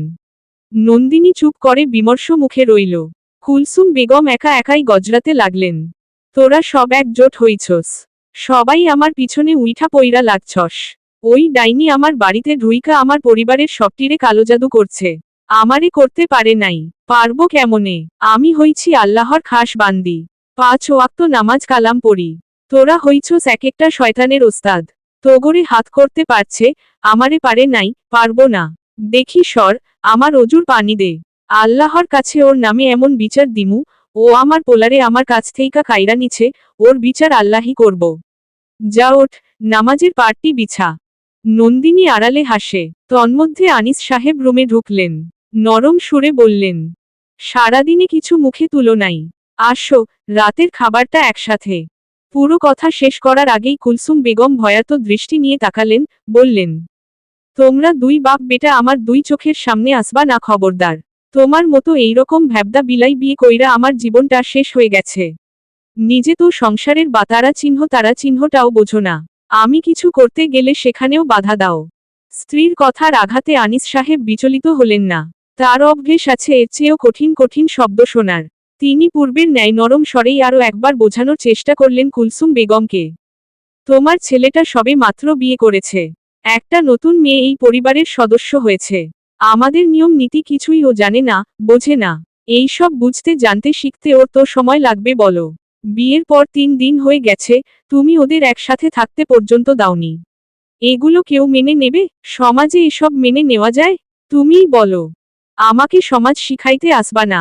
তোমার মায় যখন তোমার দামরা বইনরে আমাগর লগে ঘুমাইতে পাঠাইতো, তখন তোমার এইসব লেকচার কই ছিল? বাবু হওয়ার পরও শিউলি আমাগো ঘরে পার্টি পাইতা শুইত। অথচ উত্তরের 3টা রুম তোমার মায় তালা দিয়া থুইত। হের উদ্দেশ্য আছিল, আমি জানি তোমার লগে মন খুইলা কিছু না কইতে পারি। আমারে দিন রাত যে মা, রামা, রত, অত্যাচার করত, এডি যেন তোমার কানে না দিতে পারি। তখন তোমার সমাজ, তোমার জ্ঞান জ্ঞান কথা, এডি আছিল কই শুনি। সেসবের জন্য আমি এর আগেও তোমার কাছে ক্ষমা চেয়েছি কুলসুম। আবার চাইতেছি, আমারে মাফ করে দাও। কিন্তু আমার মা যা করছে তার জন্য তুমিও সেইগুলা করবে, এইটা কেমন কথা? কুকুর কামড়ালে কি কুকুর রেও কামড়াইতে হবে? তাইলে মানুষ আর কুকুরের ভেতর তফাৎ কি রইল? আমারে তুমি কুত্তার সাথে তুলনা দিলা তমালের বাপ? আনিস সাহেব হাঁপিয়ে উঠলেন। তোমার সাথে কথা বলাটাই বেকার। কেন যে অকারণে বোঝাতে আসি বারবার। তোমার সাথে আমার পরিবার, বিশেষ করে আমার মা যা করছে তার জন্য আমি তোমার কাছে সবসময় নত হয়ে থাকি। তোমার সব কথা মানি, হোক ন্যায় বা অন্যায়, তোমাকে সাপোর্ট করি। তার মানে এই না, আমি বাঁধা হয়ে গেছি কুলসুম। আমি শেষবারের মতো বলবো, তমালকে ওদের মতো ছেড়ে দাও। ওদের জীবনটা ওরা গুছিয়ে নিক, তুমি তোমার জীবন নিয়ে থাকো। দেখবা, তোমার ছেলেও তোমার থেকে দূরে যাবে না, তোমার ছেলে বউ তোমাকে মাথায় তুলে রাখবে। আমারে কাউর মাথায় তুইলা নাচন লাগবে না। আমি সেইটাই করমু যেইটা আমার কাছে ভালো মনে হইব এই সংসারের জন্য। এই সংসারটা আমার ছিল, এখন শুধু তোমার নেই, আরও একজনের দায়িত্ব এবং হক, দুটোই আছে এই সংসারের উপর। আমার তিলে তিলে গড়া সংসার কেউ আইসাই হক জমাইতে পারবো না। এত সহজ না তমালের বাপ। তোমার সাথে কথা কইতে ইচ্ছা করতাছে না। যাও, তোমার ছেলে বাইর হইয়া গেছে এক ভাতারা চিহ্ন তারা চিহ্ন রনিয়া, তুমি চাইলে আরেক তারা চিহ্ন নিয়া যাও। আনিস সাহেব উঠে দাঁড়ালেন। যদি এটা করতে পারতাম, হয়তো আমরা সবাই ভালো থাকতাম কুলসুম। আনিস সাহেব বেরিয়ে গেলেন। কুলসুম বেগম নিজেই নিজের মাথায় আইস ব্যাগ চেপে ধরল। নন্দিনী একটু দূরে দাঁড়িয়ে এতক্ষণ সব শুনছিল, খালু বেরিয়ে যেতেই এগিয়ে এসে কুলসুম বেগমকে ধরল। খালা, তুমি শান্ত হও। তুমি সত্যিই আজকে কিছু একটা ঘটাবে আমার মনে হচ্ছে। এত উত্তেজিত হও না। কুলসুম বেগম নন্দিনীর হাত চেপে ধরলেন। আমি এই মাইয়ারে আমার সংসার থেইকা না তাড়ানো পর্যন্ত শান্তি পামু না রে। আমার সংসারে তারা চিহ্ন ন জ্বালাইয়া দিছে। ওর কলিজায় আমি তারা চিহ্ন ন লাগামু। ও আমারে চিনে নাই। আমার পোলা, আমার স্বামী, সবাইরে হাত কইরা নিছে। তারা চিহ্ন মা তারা চিহ্ন। ওরে আমি। অকথ্য ভাষায় সাইমাকে উদ্দেশ্য করে যাতা বলে চললেন তিনি। নন্দিনী ঘাবড়ে গেল। কুলসুম বেগমের শরীর থেকে ঘাম চুইয়ে চুইয়ে পড়ছে অথচ ঘরে এসি চলছে। টেম্পারেচার 15। নন্দিনী ফোন কানে নিয়েই তমালকে ডায়াল করে বলল, জলদি আয় প্লিজ, খালা কেমন জানি করছে। সাইমাকে আনিস না, ওকে দেখলে খালা আরো উত্তেজিত হয়ে পড়বে। তুই একা একটু আয় প্লিজ তমাল। তারা চিহ্ন। আজ অনেকদিন পর সাইমা বই নিয়ে বসেছে। ওর অনেকগুলো বই। সাহিত্যপ্রেমীর ঘরে এমন বইয়ের স্তূপ থাকা বিস্ময়কর কিছু নয়। মনোবিজ্ঞানের বই, ইলিস্ট্রেশন অফ মাইন্ড, দারুণ সব কথাবার্তা লেখা। মানুষের মনের দিক যে কত বৈচিত্র্যময় হতে পারে, লেখক তাই সুন্দর করে ব্যাখ্যা করবার চেষ্টা করেছেন। সাইমা প্রায় বইয়ের ভেতর ডুবে গেল। তাই কখন তমাল ঘরে এলো, জামাকাপড় বদলে নিল, ও টেরই পেল না। যখন মানিব্যাগ পকেটে ভরে পুনরায় বের হতে নিবে, ঠিক তখনই সাইমা খেয়াল করে বলে উঠল, কি ব্যাপার, এই রাতে কোথায় যাচ্ছ? তমাল ভ্রু কুচকে তাকালো প্রশ্ন শুনে। তোমায় তো বললাম। কখন? এই মাত্র। সাইমা লজ্জিত ভঙ্গিতে বলল, আমি শুনতে পাইনি, সরি। আসলে খুব মন দিয়ে কিছু পড়লে আমার সমস্ত ধ্যান ওতে দিয়ে দেই, পুরনো অভ্যেস। আর এই বইটা। আমি ওই বাড়ি যাচ্ছি। মাঝপথে তমালের কথাটুকু শুনে সাইমার সব উচ্ছ্বাস এক নিমিষেই উবে গেল। সে যন্ত্রের মতো প্রশ্ন করল, কেন? তমালকে অসহায় দেখালো এবার। নন্দু ফোন করল। মায়ের অবস্থা নাকি খুব খারাপ। প্রেশার বাড়িয়ে একেবারে যাচ্ছে তাই অবস্থা। আমায় যেতে বলল সাইমা। সাইমা চট জলদি উঠে এলো। আমিও যাব। একটু দাঁড়াও, আমি 5 মিনিটে তৈরি হয়ে নিচ্ছি। না সাইমা। সাইমা বিস্ময় নিয়ে তাকালো। তমাল বিব্রত বোধ করছে, লজ্জা পাচ্ছে। সাইমার অপমান লাগলো। সে চুপচাপ নিজের জায়গায় গিয়ে বসল আবারও। বই খুলল, তবে পড়তে পারল না কিচ্ছু। চোখের দৃষ্টি ঘোলাটে হয়ে আসছে। তোমায় দেখে মা আরও উত্তেজিত হয়ে পড়তে পারে। আর ওখানে তোমার ভালো লাগবে না। তুমি এখানে থাকো, আমি আসব, একবার আসব। সাইমা কিচ্ছুটি বলল না, যন্ত্রের মতো বই খুলে বসে রইল। তমাল ওভাবেই বেরিয়ে পড়ল। সাইমার বাবা মা বার কয়েক জিজ্ঞেস করলেন, কোথায় যাচ্ছে, কি হয়েছে? রাত তো কম না, প্রায় 12টার কাছাকাছি। কাউকেই কিছু বলতে পারল না তমাল। তড়িঘড়ি করে ব্যস্ততা দেখিয়ে বেরিয়ে পড়ল। মা ঘরে ঢুকে দেখলেন, মেয়ে কাঁদছে। তিনি ব্যতিব্যস্ত হয়ে উঠলেন। কি হলো, এই শামু, কাঁদিস কেন মা? আর জামাই বা এভাবে কই চলে গেল? কি হইছে, আমাদের বল না রে মা। তোদের ভেতর কোনো সমস্যা চলছে নাকি? সাইমা মাকে দেখে অপ্রস্তুত হয়। তড়িঘড়ি চোখের জল ভালো করে মুছে নিতে নিতে বলে, না মা, এমন কিছু না। ওর একটা জরুরি কাজ পড়ে গেল হঠাৎ করেই। আমাদের বাচ্চা পেয়েছিস, যা তা একটা বুঝিয়ে দিবি আর আমরা সেটাই মানব? সত্যি করে বল, কি হয়েছে? আমি তোর মা, আমার থেকেও লুকাবি? সাইমা মৃদু শ্বাস ফেলে, বলতে মন সায় দেয় না। আবার ভাবে, কতক্ষণই বা লুকিয়ে রাখবে এসব? তার চেয়ে জানিয়ে দেওয়াই ভালো। পরক্ষণেই মনে হয়, তমাল ওর নিজের চয়েস ছিল।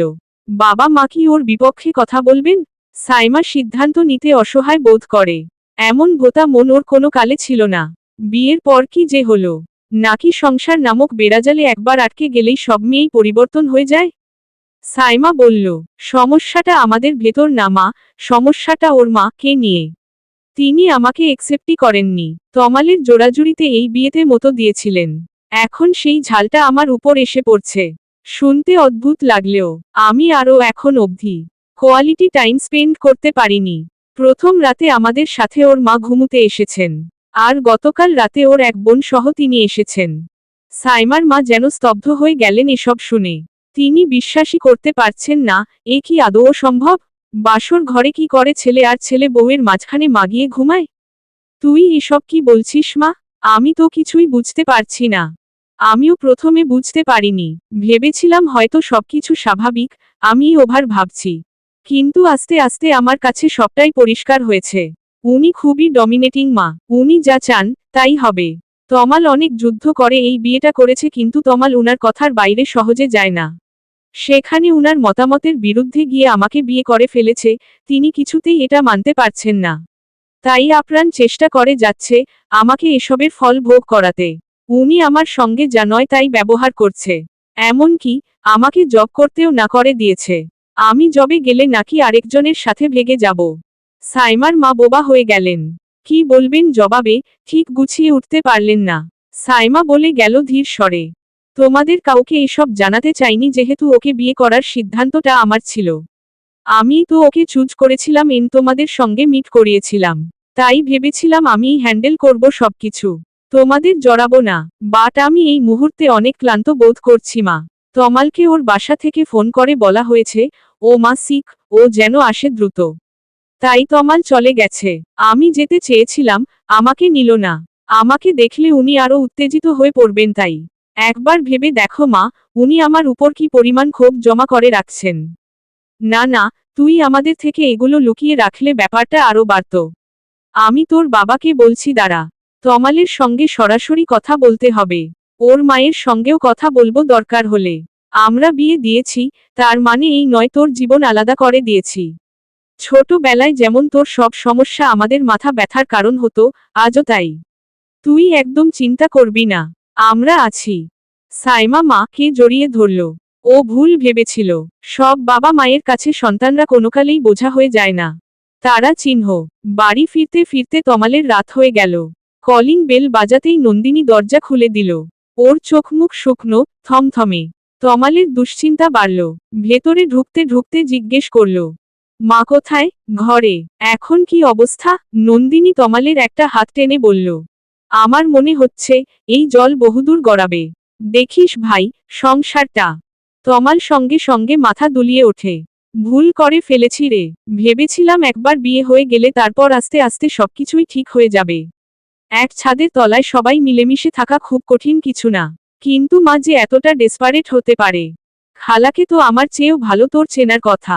মনে নেই, এসএসসিতে তোদের স্কুল থেকে সবাইকে কুমিল্লার ময়নামতি দেখতে নিয়ে যাওয়া হলো। তুই কত যেতে চাইলি, খালা তোকে পুরো একদিন ঘরে আটকে রাখল। তমাল একটা দীর্ঘশ্বাস ফেলে নন্দিনী বলল, সাইমাকে আগে থেকে সব জানানো উচিত ছিল। মেয়েটা এমন পরিবেশে এসে একেবারেই হতভম্ব হয়ে গেছে। একটা নতুন পরিবেশে, নতুন জায়গায় গেলে কতটা সময় লাগে সেখানের সবকিছুতে অভ্যস্ত হতে। তখন আশেপাশের সবারই সাপোর্ট দরকার হয়। আর সেখানে ওর সাথে খালা যে ব্যবহার করছেন, তমাল, সবকিছু টাফ হয়ে যাচ্ছে। আই থিংক তোকে এবার খুব স্ট্রংলি সবকিছু হ্যান্ডেল করতে হবে। আমি ঠিক বুঝতে পারছি না কি করব, তুই বল। আমি কি বলবো, লাইফ তো তোর, তোদের। তবে তোর জায়গায় যদি আমি থাকতাম, সাইমা, ওর বাবা মা এবং আমার বাবা মা, সবাইকে সামনে রেখে খুব শক্তভাবে কথা বলতাম, ডিসকাস করতাম, এবং ডিসকাশনে যা হতো তা হতো। দুটো পরিবার এক সূত্রে জড়িয়ে হয় ভাঙবে নইলে ভালো থাকবে। তমাল নন্দিনীর দিকে তাকিয়ে রইল, কোনো জবাব দিল না। ওর ভেতরে কি চলল বোঝা গেল না। কুলসুম বেগম শুয়ে আছেন, তার মাথার কাছে আনিস সাহেব ক্লান্ত ভঙ্গিতে বসা। তমালকে ভেতরে ঢুকতে দেখে তিনি একটু অবাক হলেন, নড়েচড়ে উঠলেন। তমাল আসবে, তাকে জানায়নি তো? তমাল ডাকল, মা। কুলসুম বেগম বোজা চোখ মেলে তাকালেন এবং সাথে সাথে ক্ষুব্ধ হয়ে উঠলেন। কি আইছোস কেন, আর কারে মা ডাকোস? 2 দিনের ছেড়ির জন্য বাইর হইয়া গেলি যখন তখন মনে ছিল না মায়ের কথা। এখন কি আমার লাতারা চিহ্ন দেখতে আইছোস? তমাল মায়ের পাশে বসে তার একটি হাত নিজের মুঠোয় তুলে নিল। গলা ভিজে উঠেছে ওর, শরীর কাঁপছে। তুমি এমন কেন হলে মা? লোকে বলে, মা পাগল হলেও মা। মা বাবা নাকি কখনো সন্তানদের সাথে কোনো অন্যায় করে না, করতে পারে না। অথচ কত সন্তান বাবা মায়ের উপর অভিমান করে, তারা চিহ্ন ইসাই তারা চিহ্ন করে, জানো মা? কেন করে ওরা? কি এত দুঃখ পায়? এখন বুঝি কেন করে। সব বাবা মায়েরা সন্তানের ভালো চায় না, সন্তানের সুখ বোঝে না। কিছু বাবা মা তাদের দম্ভটাকে এত বড় করে দেখে যে তার আড়ালে সন্তানের সব শখ, আবদার, ইচ্ছে অনিচ্ছে, সুখটাই হারিয়ে যায়। কুলসুম বেগম তমালের হাত ছাড়া দিয়ে ফেলে দিয়ে উঠে বসলেন। এইগুলা শুনাইতে তুই এইখানে আসছস? আমি তোর সুখ চাই না, তোরে ভালো রাখতে চাই না, তো যা। দেখ কে তোরে ভালো রাখে। আমি আমার ছেলে ছাইরা দিলাম, যা। তমাল কুলসুম বেগমকে জড়িয়ে ধরে হালকা কেঁপে উঠল, ভেজা কণ্ঠে বলল, কিন্তু আমি তো আমার বাবা মাকে ছাড়তে পারবো না। পারলে অনেক আগেই চলে যেতাম রে মা। আমার বাবা মা আমার জীবনের একটা অংশ, তাদের ছাড়ার কথা আমি স্বপ্নতেও ভাবিনি কোনোদিন। তাইলে ওরে ছাইরা দে, আমি তোরে অনেক ভালো জায়গায় বিয়া দিব। তমাল তমাল কুলসুম বেগমকে ছেড়ে দিল। বিস্ময় হতবাক হয়ে মায়ের মুখপানে তাকিয়ে রইল। কুলসুম বেগম বলছেন, তুই তালাক দিয়া দে। ওই মাইয়া আসার পর থেইকা একটা দ্বন্দ্ব লাগছে আমার সংসারে। ও অলক্ষী, অপা। আমি তোরে এর চেয়েও সুন্দর মাইয়া আয়না দিব বাবা। তুই ওরে ছাইরা দে তমাল, আমার কসম লাগে, ছাইরা দে। তমালের মনে হলো, ওর কানের ভেতর কেউ গরম সীসা ঢুকিয়ে দিয়েছে। কান দুটি ঝা ঝা করে উঠছে। ও কুলসুম বেগমের চোখে চোখ রাখতে পারল না। লজ্জায়, অপমানে, অপদস্থে ওর মাথা আপনাতেই নত হয়ে এলো। নন্দিনী আর্তনাদের মতো করে জিজ্ঞেস করল, এসব তুমি কি বলছো খালা? আনিস সাহেব উত্তেজিত হয়ে বললেন, তোমার মাথাটা এবার পুরোপুরি গেছে কুলসুম। তুমি এসব কি বলছো? কুলসুম বেগম খেপা বাঘিনী বিস্ফোরিত দৃষ্টিতে আনিস সাহেবের দিকে দৃষ্টি নিক্ষেপ করে বললেন, তুমি একদম চুপ থাকো। তোমার আশকারা পেয়ে আমার ছেলে এই মেয়েকে ঘরে তোলার সাহস করেছে, নইলে আমার ছেলে কোনোদিন আমার কথার বাইরে যায় নাই। যাবে কিভাবে? তুমি যেতে দিয়েছ, সব সময় তোমার ইচ্ছা অনিচ্ছা ওর উপর চাপিয়ে দিয়েছ। তুমি কখনো জানতে চেয়েছ আমাদের ছেলের কিসে সুখ, কিসে ভালো? তোমার কথাবার্তা শুনে আমি অবাক হচ্ছি তমালের বাপ। তুমি কি বোঝাতে চাও আমি ওর মা না? আনিস সাহেব দীর্ঘ বছরের বিবাহিত জীবনে আজ সবচেয়ে কঠিন কথাটা তার স্ত্রীকে বললেন। জন্ম দিলেই মা হওয়া যায় না। তোমার মতো মা থাকার চেয়ে যদিও মা ছাড়া বড় হতো, তবুও আজ আমার এত আফসোস থাকতো না। কুলসুম বেগম তাজ্জব বনে গেলেন। তমাল উঠে এসে আনিস সাহেবকে সামলালো। বাবা থাকুক, কথা বাড়িও না। আনিস সাহেব মোটেও থামলেন না এবার। কুলসুম তার বাবার পছন্দ করা মেয়ে ছিল। মায়ের ইচ্ছে ছিল আনিসের খালাতো বোনকে ছেলের বউ করে আনার। তাই মা মানলেন না। কুলসুমের সঙ্গে যাচ্ছে তাই ব্যবহার করে গেলেন। গাধার মতো খাটাতেন, রাতেও ঠিক করে ঘুমুতে দিতেন না। আনিসের ছোট বোনটাকে সবসময় ঘুমানোর বাহানায় পাঠিয়ে দিতেন। কুলসুম কাঁদত মুখে আঁচল গুজে। স্বামী হিসেবে তিনি তখন তার পাশে দাঁড়াতে পারেন নাই, সান্ত্বনা দিতে পারেন নাই। তখনকার সময়ে স্বামী স্ত্রীর সম্পর্কটায় এত আহ্লাদ ছিল না। শ্বশুর বাড়ির ভাত খাওয়া ছিল আগুনে ঝাঁপ দিয়ে বেঁচে থাকার মতো। তারপর একসময় আনিসের মামা রা গেলেন। সংসারের চাবি উঠল কুলসুমের আঁচলে।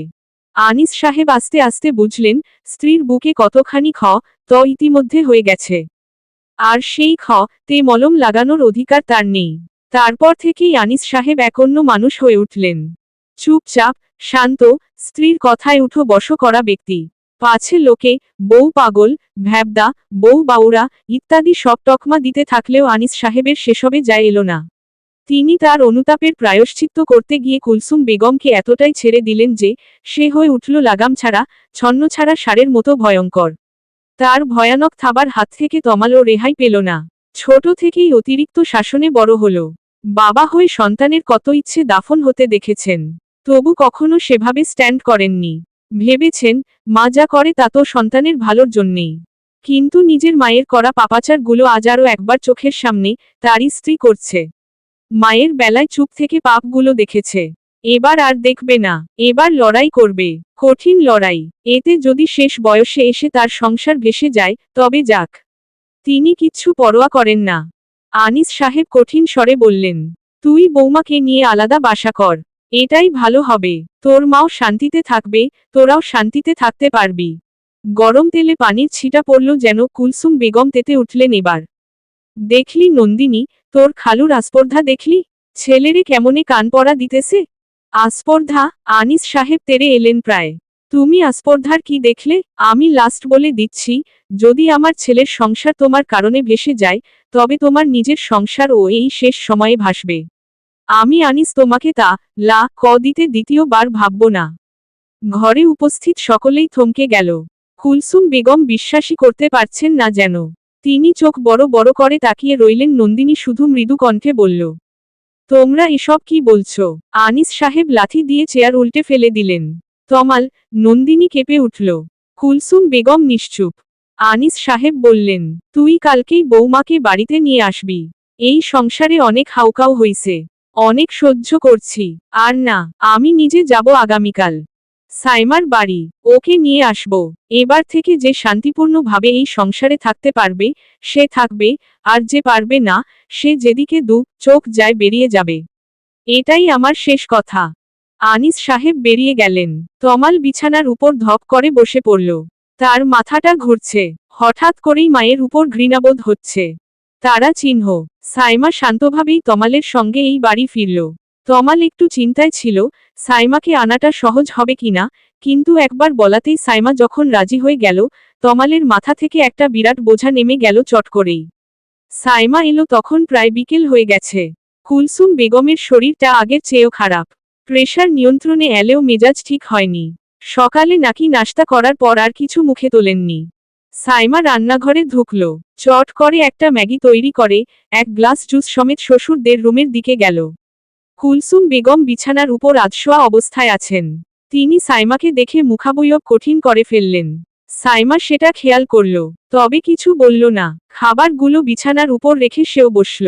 কুলসুম বেগম একটু অবাক হলেন। এই মেয়ের মতিগতি কিছুই তার সুবিধাজনক লাগছে না। আম্মা, আপনি আমার উপর রাগ হয়ে আছেন, কিন্তু খাবার তো কোনো দোষ করে নাই, তাই না? আপনি একটু কিছু মুখে তুলুন। এভাবে না খেয়ে নিজে যদি অসুস্থ হন তবে আপনার সংসার কে দেখে রাখবে? সাইমার গলার স্বর মোলায়েম। কুলসুম বেগম ঝাঝালো গলায় বললেন, তুমি আছো না এই সংসার দেইখা রাখবা। এই সংসার তো তোমারই, তুমি যেমনে চাইবা অমনেই হইব। আমার পোলা, আমার স্বামী, সবাই তোমার আঙুলের ইশারায় নাচব। সাইমা মৃদু হাসল এর প্রত্যুত্তরে। আপনি কি কোনো খেলায় নেমেছি যে যেকোনো একজনকে জিততেই হবে? কুলসুম বেগম থতমত খেলেন, চট করেই উত্তর দিতে পারলেন না। সাইমা এই সুযোগে বলে গেল, আমি এই পরিবারের একজন হতে এসেছি সত্যি, কিন্তু আপনার সংসার আপনার কাছ থেকে কাটতে আসিনি। আপনি আগেও যতটা মূল্যায়ন পেয়েছেন আজও পাবেন, আগামীতেও পাবেন। আপনার সম্মান আমি কখনোই নষ্ট করব না আম্মা। তোমার ঢঙের কথা শেষ হলে এখান থেকে যাও। আমারে আমার পোলা আর জামাইর মতো গরু পাও নাই যে মিষ্টি মিষ্টি দুইটা কথা বলবা আর সব ভুইলা যাব। সাইমা মৃদু শ্বাস ফেলে হতাশ কণ্ঠে বলে, আপনি আমাকে এত নেগেটিভ কেন নিয়েছেন, আমি জানি না। আমি আবারও বলবো, আমি আপনি প্রতিদ্বন্দ্বী হতে আসিনি। আপনার মেয়ে না হোক, বান্ধবী হতে চেয়েছিলাম আম্মা। বিছানার উপর থেকে জুসের গ্লাসটা আছড়ে মা রেন ফ্লোরে ভেঙে চূর্ণবিচূর্ণ হয়ে পড়ে তৎক্ষণাৎ। সাইমা চমকে উঠে দাঁড়ালো। কুলসুম বেগম হিসহিসিয়ে বললেন, আমি যতদিন বাইচা আছি, আমার সংসার তোমার মতো কালসাপেরে এত সহজে গিলতে দিব না। মনে রাইখো। সাইমা বেরিয়ে আসে। নন্দিনী পরিষ্কার করে দিল সবকিছু। সাইমার রান্না করা কিছুই মুখে তুলল না কুলসুম বেগম। সাইমা রান্নাঘরে ঢুকে পুনরায় নিজের জন্য এক কাপ চা করে। বড্ড মাথা ধরেছে তার। সে শুধু চেয়েছিল, এই সবকিছুর একটা শান্তিপূর্ণ মীমাংসা হোক। সে এতদিন মানত, ভালোবাসা এবং ভালো ব্যবহার দিয়ে পুরো বিশ্ব জয় করা যায়। কিন্তু আজ বুঝতে পারল, কারো তোত্তারা রগ সোজা করতে হলে নিজের রোগও তোত্তারা করতে হয়। সাইমা চায়ের কাপ হাতে গুনগুনিয়ে বারান্দার দিকে এগোলো। তারা চিহ্ন তমাল বেরিয়েছিল। রাত করে বাড়ি ফিরল। কুলসুম বেগম নন্দিনীকে দিয়ে রান্না করিয়ে অল্প একটু খেয়ে শুয়ে পড়েছেন। আনিস সাহেবও তেমন কিছু খেলেন না। ঘরে চলে গেলেন। সাইমা বসে রইল সোফায়। তমাল এলে দরজা খুলে ওকে নিয়ে খেতে বসল। কুলসুম বেগম পানি খাওয়ার অজুহাতে একবার এসে ঘুরে গেলেন। দেখলেন, সাইমা তমালের প্লেট থেকে মুরগির রানের টুকরোটা নিজের পাতে নিয়ে নিচ্ছে। বলছে, আমার বাড়িতে গিয়ে তুমি ভালোমন্দ খাইছো, এবার তোমার বাড়িতে আমি ভালোমন্দ খাবো। তমাল প্রত্যুত্তরে দাঁত কেলিয়ে হাসছে। কুলসুম বেগমের মাথায় রতারা চিহ্ন তো চড়ে গেল। ইচ্ছে হলো, ঠাস করে একটা দিয়ে দেন তমালের গালে। গরু কোথাকার, নিজে ছোট টুকরো খেয়ে বউকে সোহাগ করা হচ্ছে। তোর সোহাগ তোর। কুলসুম বেগম মনে মনে অকথ্য কিছু শব্দ ব্যবহার করে আবার ঘরে চলে গেলেন। সাইমা উনার মুখাবয়ব বাউর চোখে দেখে হাসল। মনে মনে বলল, সবে মাত্র শুধু শাশুড়ি আম্মা। আপনি যদি বুনো ওল হন, আমিও তবে বাঘা তেঁতুল। ঘড়ির কাঁটা আজ 12টার ঘরে। সাইমা বাতি জ্বালিয়ে বসে আছে। তমাল বিছানায় শুয়ে এপাশ ওপাশ করে আবার উঠে বসল। বলল, বাতি নিভিয়ে শুতে আসো না কেন? সাইমা অল্প হাসল। সবুর করেন স্যার, দরজায় টোকা পড়ল বলে। ঠিক তখনই দরজায় টোকা পড়ল। ও তমাল, কি এক জ্বালা রে বাপ। খালি দরজা আটকাই রাখোস। কি এমন মধু তোর ঘরে? দরজা খোল, খোল দরজা। সাইমা হাত ইশারায় তমালকে শুয়ে থাকতে বলে নিজে উঠে গিয়ে দরজা খুলে দিল। হাসি মুখে বলল, জি আম্মা, বলেন, কি হয়েছে? আজ আবার আপনার দুধের শিশুকে নিয়ে কি দুঃস্বপ্ন দেখেছেন? নাকি আজকেও নন্দিনীর এই ঘর ছাড়া ঘুম হবে না? পাশে নন্দিনী কাচুমাচু হয়ে দাঁড়িয়ে। কুলসুম বেগম বিস্ময় হতবাক হয়ে গেলেন। সাইমা এমন ভাবে দাঁড়িয়েছে দরজায় যে তিনি চেয়েও ঢুকতে পারছেন না। মেঘ গর্জন গলায় গম্ভীর হয়ে বললেন, নন্দিনী মেহমান এই বাড়ির, আর মেহমানকে নিচে শুইয়ে নিজে বিছানায় শোয়া তোমার বাপের বাড়ির রেওয়াজ হতে পারে, কিন্তু আমার ঘরে এইসব অলক্ষী কাজকাম চলে না। ও তাই নাকি? সাইমার ঠোঁটের হাসি চওড়া হলো আরো। আর আমার বাসায় রাত বিরাতে কাপেলদের রুমে দরজা খুটখুট করার রেওয়াজটা নেই আম্মা। এই সময় স্বামী স্ত্রীর একান্ত ব্যক্তিগত সময়। এটা একটা ছোট বাচ্চাও বোঝে। কুলসুম বেগম হা হয়ে গেলেন। নন্দিনীর চোখে চমক হেলে গেল। আজে কাকে দেখছে সে? তমাল উঠে এসে সাইমার পেছনে দাঁড়িয়েছে নিঃশব্দে। সে নিজেও হতবিহ্বল। সাইমার কাটকাট জবাবগুলো ঠিক হজম করতে পারছে না। কুলসুম বেগম ঠিকঠাক উত্তেজনা দেখাতেও ভুলে গেলেন যেন। কোনোরকমে শুধু বললেন, এই তমাল, তোর বউ আমারে অপমান করতাছে। নন্দিনী ডাইনিং এ শুইব, তাই দেইখা আমি আসছি আর তোর বউ। তার মুখের কথা কেড়ে নিয়ে সাইমা বলে উঠল, তাই জন্য আজকে আপনি আর আব্বা ডাইনিং এ শোন আর নন্দিনীকে আপনাদের বেডরুম দিন। তাহলেই তো শেষ আম্মা। এর জন্য আমাদের উঠালেন কেন? দেখলেন আপনার ছেলেটা মাত্রই ঘুম লেগেছিল, আপনার ধাক্কাধাক্কিতে উঠে গেল। ঠিক আছে, ঝামেলা তো গেল, আর কি? এবার তাহলে ঘুমাতে যান আম্মা। শুভ রাত্রি। কুলসুম বেগমের মুখের উপর ঠাস করে দরজাটা আটকে গেল। কুলসুম বেগম এতটাই অবাক হলেন যে তিনি সেকেন্ড কতক নিঃশ্বাস নেওয়াও ভুলে গেলেন। কুলসুম বেগমের মাথায় নন্দিনী আবার আইস ব্যাগ চেপে ধরে আছে। নন্দিনীর ঠোঁটে মিটিমিটি হাসি। সে তোড়জোড় চেষ্টা করছে হাসি আটকে রাখার। কখন যেন বেফাঁস হয়ে উচ্চশব্দে বেরিয়ে যায়। এমন হলে খালা তাকে সকালের নাশতায় টেবিলে সার্ভ করলেও করতে পারে। ভদ্রমহিলার মেজাজ 404 ডিগ্রি সেলসিয়াস। কোলাব্যাঙের মতন হা করে বার কয়েক নিঃশ্বাস টেনে মাথার উপর থেকে আইস ব্যাগটা সরিয়ে নন্দিনীর হাত টেনে সামনে এনে বসালেন কুলসুম বেগম। তার গলায় এখনো অবিশ্বাস। কিছুতেই মানতে পারছেন না, তার ছেলের সামনেই ছেলের বউ এই ধরনের বেয়াদবি করল। আর ছেলেও চুপচাপ দাঁড়িয়ে দাঁড়িয়ে দেখল। তিনি নন্দিনীকে জিজ্ঞেস করলেন, আমি কি মা রা যাইতেছি? আমার এরম লাগতেছে কেন? নন্দিনী চিন্তিত বোধ করল। ভেতরটা ফেটে যাচ্ছে হাসির দমকে। এখন যদি ভুলেও তা একটুখানি বের হয় আর কুলসুম বেগম দেখে ফেলেন, সারে সর্বনাশ। সে যথাসম্ভব মুখটাকে গম্ভীর করার চেষ্টা করে বলল, আরে না খালা, তুমি ওভার এক্সাইটেড হয়ে গেছো। প্রেশারটা আবার বেড়েছে, শিওর। তাই জন্য এরকম লাগছে। তুমি দয়া করে রিল্যাক্স হও আর ঘুমুতে যাও। আমি এখানেই বিছানা করে শুতে পারবো। আমাকে নিয়ে অযথাই ভেবো না খালা। ওই মাইয়া গুনে গুনে কয়দিন হইব এই বাসায় আইছে। আমার সাথে কেমন করলো দেখলি তুই? আমি বলছি না ও আমার ছেলেরে তাবিজ করছে। আজকে প্রমাণ পাইলি? নাইলে আমার তমাল আমার অপমান দাঁড়ায় দাঁড়ায় দেখে।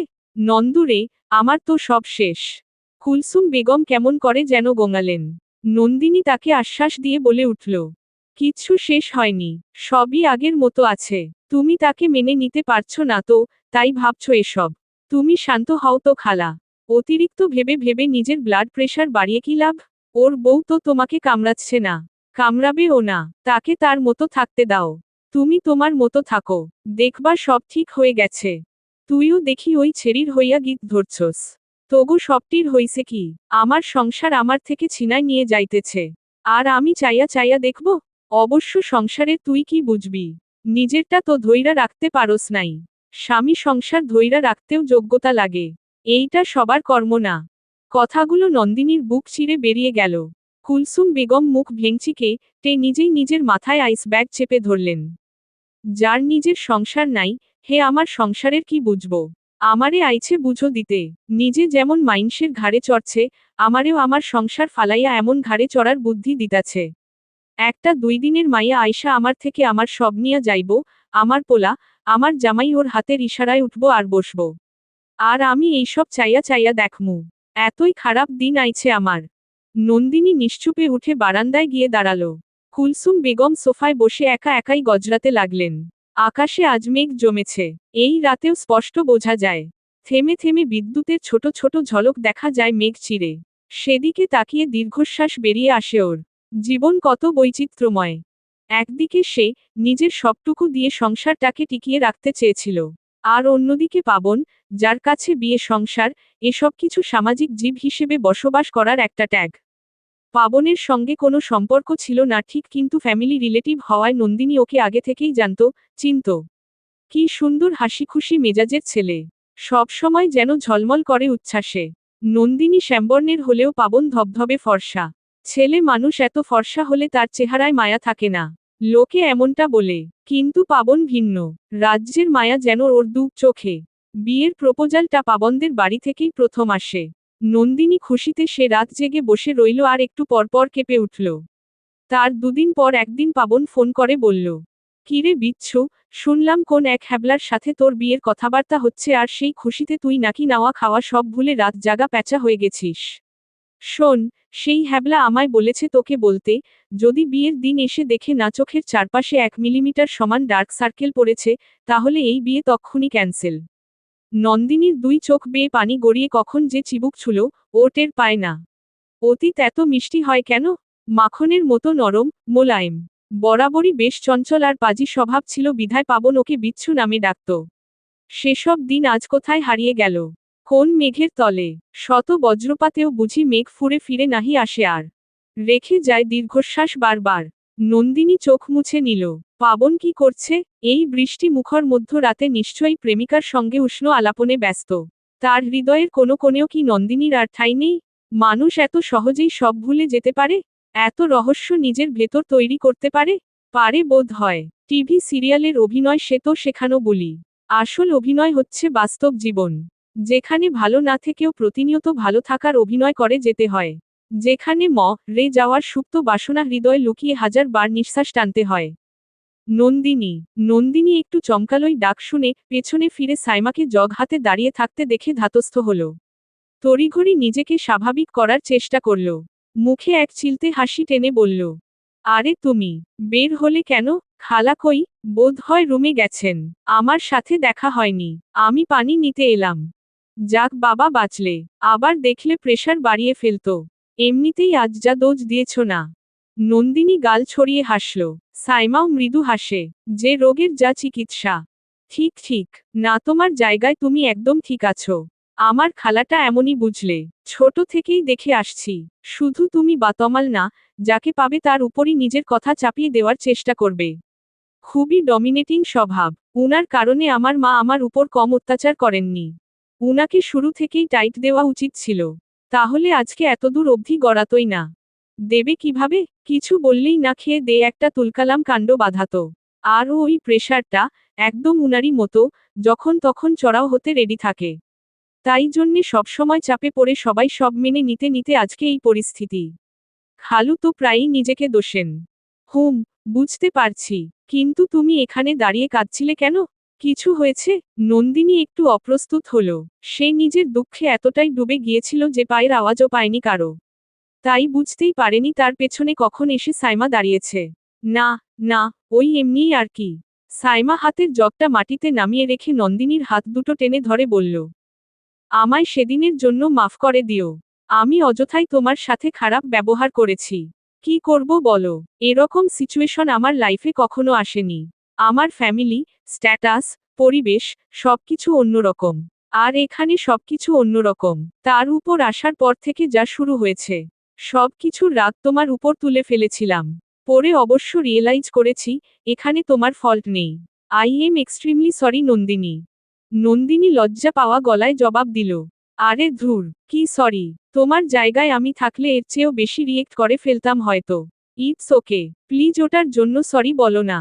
তুমি খুব মিষ্টি। নন্দিনী চমৎকার করে হাসল। সাইমা বলল, অথচ যে এত মিষ্টি কেউ তিতা ভেবেছে, সে আসলেই নির্বোধ, বোকা। তার চেয়ে বড় লুজার আর কেউ হতেই পারে না।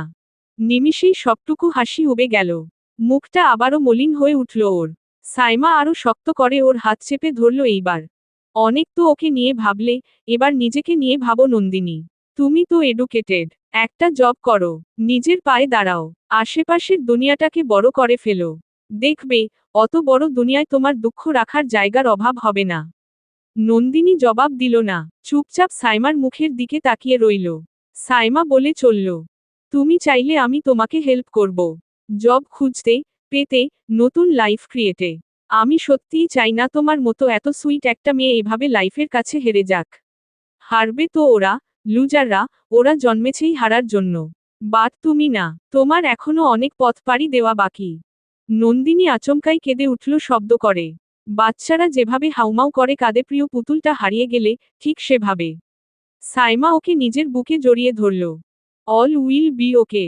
B faith on you. You are not alone in this world. আমরা সবাই তোমার সাথে আছি। I promise, you deserve better. Kulsum বেগমের চায়ের তৃষ্ণা পেয়েছে। এই রাত করে এক কাপ চা খেয়ে মাথা ব্যথা কমাতে হবে। নন্দিনীকে সেই কথা বলতে এসে তিনি বারান্দার আড়ালে দাঁড়িয়ে দুইজনের কথোপকথন সবটুকু গিলে নিলেন। সাইমার নন্দিনীকে বুকে টেনে নেওয়া দেখে তিনি দাঁত কিরমিরিয়ে ফিসফিস করে বললেন, দরদ একবারে উথলে উথলে পড়তেছে, এহ। তারপর যেভাবে সন্তপর্ণে পা টিপে এসেছিলেন, সেভাবেই পা টিপে চলে গেলেন, ওরা কেউ টের পাওয়ার আগেই। ঘরে গিয়ে বিছানায় বসেই একটা পরিকল্পনা তৈরি করে নিলেন। সাইমার কবল থেকে নন্দিনী এবং তার সংসার, দুটোকেই বাঁচাতে হবে। তারা চিহ্ন। ঘরে ফিরতে অনেকটাই দেরি হয়ে গেল সাইমার। সে দরজা খুলে নিঃশব্দে ভেতরে প্রবেশ করে। বিছানায় টান টান হয়ে তমাল শুয়ে আছে। সাইমা ভাবে, তমাল গাঢ় ঘুমে তলিয়ে গেছে। সে আর বিরক্ত করে না তাই জগটা টেবিলে রেখে ফ্রেশ হয়ে আসে। চুলগুলো বিনুনি করতে করতে ভাবে অনেক কিছু। বিয়ে, দুই অক্ষরের ছোট্ট একটা শব্দ, অথচ এর ভেতর লুকিয়ে পাহাড় সমান উঁচু দায়িত্ব, সমুদ্রের গভীরতা সমান অনুভূতি। অনেকে বলে, মেয়েদের দ্বিতীয় জীবন হলো এই বিয়ে। আসলেই তাই। বিয়ের পর হঠাৎ করেই সবকিছু বদলে যায়। এতদিনের চিরচেনা ঘর, চাদরের ঘ্রাণ, বাম পাশের জানলায় আসা দোয়েলের কিচিরমিচির, বৃষ্টির ঝমঝম শব্দ, সবকিছু ডট ডট সবকিছু বদলে একটা নতুন পরিবেশ, নতুন দুনিয়াতে নিজেকে খাপ খাইয়ে নিতে হয়। লোকে বলে, এক মাটির গাছ আরেক মাটিতে লাগালে সেখানে সে বাঁচতে পারে না। রে যায়। অথচ এক বাড়ির মেয়ে আরেক বাড়ির বউ হয়ে এসে কি সুন্দর হাসি মুখে বাঁচে। বাঁচার চেষ্টা করে। রাতের আধারে বরের চর খেয়েও সকালে তার জন্য ফুলকো রুটি করতে দ্বিধা লাগে না। অথচ কেউ একটা বার ভাবতেও চায় না, গাছের শেকড় মাটি অবধি গাড়তে তার পেছনে যেমন সময়, শ্রম, যত্ন, তিনটিই পরিমাণ মতো মিশিয়ে দিতে হয়, তেমনি মানুষের বেলায়ও দিতে হয়। সাইমা একটা দীর্ঘশ্বাস ফেলল। জীবনের কিছু কিছু বাঁক তার মনে হঠাৎ করেই উদাসীনতার সৃষ্টি করেছে। সেই মুহূর্তে তাকে চমকে দিয়ে তমাল বিছানা থেকে বলে উঠল, আমায় বাদ দিয়ে কাকে ভেবে ভেবে এত দীর্ঘশ্বাস ফেলছেন ম্যাডাম? সাইমা প্রায় লাফিয়ে ওঠে, মৃদু চিৎকারে বলে, তুমি জেগে? তমাল সবগুলো দাঁত বের করে হাসল। জি ম্যাডাম, বাসর রাতে যে ঘুমায় সে হচ্ছে বলদ। আমি কি বলদ? সাইমা ভ্রু পাকালো। আজ বাসর রাত নাকি জনাব? আপনি না বললে আমি জানতামই না। জি ম্যাডাম, আজ আমাদের বাসর রাত। প্রথম রাত তো, আর না বলি। বাইরে কি ঝড় হচ্ছে দেখছেন? শীত শীত অনুভূতিটা দারুণ না? এমন সুন্দর রাতে কে ঘুমায়? তাইলে চলুন, দুজনে বৃষ্টি বিলাস করি। সাইমা উঠে দাঁড়ালো। তমাল ঘাবড়ানো গলায় বলল, তুমি সত্যিই ভিজতে চাইছো? সাইমা বিছানায় বসতে বসতে হেসে গড়াগড়ি খেল একচোট। খুব তো ভাব নিয়ে কথা বলছিলে। দিলাম তো সব ভাব ছুটিয়ে। এত রাতে কে যায় ভিজে জ্বর বাঁধাতে? ওত কারেন্ট নেই শরীরে। আসো, রাত অনেক হয়েছে। ঘুমাবো। তমাল বাধ্য ছেলের মতো শুয়ে পড়ল। জনেই কিছুক্ষণ চুপচাপ রইল। ঘরে ডিম লাইটের মৃদু আলো নাচছে। সেদিকে চেয়ে চেয়ে কি যে ভাবল ওরা, কে জানে। একসময় নীরবতার শেকল ভেঙে সাইমা বলে উঠল, আমি যা করছি তা তোমার মনে কষ্টের সৃষ্টি করেছে, আমি বুঝতে পারি, কিন্তু এছাড়া আর কোনো উপায় নেই। যখন যুদ্ধ নিশ্চিত, তখন চেষ্টা না করেই হেরে যাওয়াটা কি ঠিক বলো? আমি চেষ্টা করছি, সব দিক থেকে চেষ্টা করছি। যদি জিতে যাই তবে গেলাম। আর যদি হেরে যাই? তমাল ওর ঠোঁটে এক আঙুল রেখে আস্তে করে বলল, তোমাকে জিততেই হবে সাইমা। হারার কথাটা কখনো মস্তিষ্কে এনো না। হয় জিতবে, নইলে রব, তাই তো? আঙুল সরিয়ে বলে উঠল সাইমা। তমাল উঠে বসল। ছটফট লাগলো ওকে দেখে। সাইমা উঠে বসে তমালকে নিজের বাহুডোরে আগলে নিল। পিঠে হাত বুলাতে বুলাতে আশ্বস্ত করে বলে, তুমি আমায় খুব ভালোবাসো, আমি জানি। আমি নিজের জন্য না হলেও তোমার জন্য সবকিছু করার চেষ্টা করব। জেতার চেষ্টা করব। শান্ত হও, তোমার দুঃসময়েরা ফুরিয়েছে। কাল থেকে নতুন সূর্যোদয়। তাই যেন হয় সাইমা, তাই যেন হয়। ওরা একে অপরকে জড়িয়ে বসে রইল অনেকক্ষণ। যেটুকু ফাটল তৈরি হয়েছিল, তার সবটুকু এভাবেই মিটে গেল শেষমেশ। তারা চিহ্ন। দীর্ঘ রাত অবধি কুলসুম বেগম মাথায় আইস ব্যাগ চেপে বসে রয়েছেন। চিন্তায় তার ঘুম হারাম হয়ে গিয়েছে। একটা 2 দিনের মেয়ে এসে কিভাবে তার এত বছরের সংসার তার কাছ থেকে ছিনিয়ে নেওয়ার সাহস করতে পারে, তিনি ভেবেই পাচ্ছেন না। সেই সাথে পরিবারের সবাই সেই মেয়েটার দিকে কিসের মোহে এভাবে ঝুঁকে পড়েছে, তাও বিস্তর হাতিয়েও কুল কিনারা করতে পারলেন না। তিনি এতদিন অন্যদের ঘরে বউ রূপে ডাইনি দেখেছেন। আজ নিজের ঘরের অবস্থা একই। এই তো মনে পড়ে যায় বিনা ভাবির ঘরের ঘটনাটা। কয় মাস হবে? 6-7 মাস আগেই একদিন বিনা ভাবি কাঁদতে কাঁদতে এসে কুলসুমের পায়ের কাছে লুটিয়ে পড়েছিলেন। উনার ছেলের বউ উনাকে চাকরের মতো ট্রিট করে। হুকুম দিয়ে কাজ করাই। পাত ভরে খেতে দেয় না। রাতে ঘুমালে নাতি নাতনিদের শিখিয়ে দেয়, দাদিকে জ্বালাতে। আরও কত কি। শেষে কুলসুম বেগম তাকে রক্ষা করলেন। এমন বুদ্ধি দিলেন যে কয়েক দিনের ভেতরেই গৃহযুদ্ধ শুরু হলো। ছেলে আর ছেলের বউয়ের ভেতর এমন অশান্তি। রাত দিন চিল্লাচিল্লি, কথা টাকা টি, শেষে মারধর। শেষমেশ একদিন বিনা ভাবির ছেলের বউ বাচ্চা দুটোকে নিয়ে বাপের বাড়ি গিয়ে উঠে। বিনা ভাবি খুশিতে সেই দিন 3 কেজি মিষ্টি দিয়ে গিয়েছিল আর বলেছিল, Kulsum Begum is the best. তার কপালে মোমের মতো নরম বউ না পড়ে যাবে কই। আর মোমের মতো নরম সাইমাকে দেখলে মোমে ধরানোর আগেই গলে যাবে। কি দস্যি মেয়ে, বাপরে বাপ। তিনি একা একাই গজরাতে থাকেন। ভাবেন, এই খবর যদি আশেপাশে চার হয়, তার এতদিনের ইমেজ পুরোপুরি ধ্বংস হয়ে যাবে। সবাই যে সম্মান, ভয়, শ্রদ্ধা তাকে দেখায়, তা কি আর দেখাবে? মোটেই না। এই ভেবে ভেবে তার ব্লাড প্রেশার বোধ হয় আজ সমস্ত সীমালঙ্ঘন করল। কুলসুম বেগম টিকতে না পেরে বাথরুমে ঝর্ণা ছেড়ে তার নিচে কতক্ষণ বসে রইলেন। আনিস সাহেব ঝমঝম শব্দে জেগে উঠে স্ত্রীর এহেন অবস্থা দেখে একটু বিচলিত বোধ করলেও উপর দিয়ে ঠান্ডা ভাব প্রকাশ করলেন। একবার জিজ্ঞেস করলেন, কি হয়েছে? শরীর বেশি খারাপ? তারপর কুলসুম বেগম রেগেমেগে উত্তর দেওয়ার আগেই আবার বললেন, না ভালোই, রাতে গোসল করলে ঘুম ভালো হয়। করো, গোসল করো। তারপর গিয়ে আবার ঘুমিয়ে পড়লেন। এবার কুলসুম বেগমের শ্বাসকষ্টের মতো উঠল। তিনি আহাম্মকের ন্যায় অনেকক্ষণ বসে রইলেন। শীতল আবহাওয়ায় দীর্ঘ সময় ঠান্ডা পানি দিয়ে গোসল করে এসি ঘরে ঘুমানোর কারণে শেষমেশ গা কাঁপিয়ে ভালো জ্বর উঠল।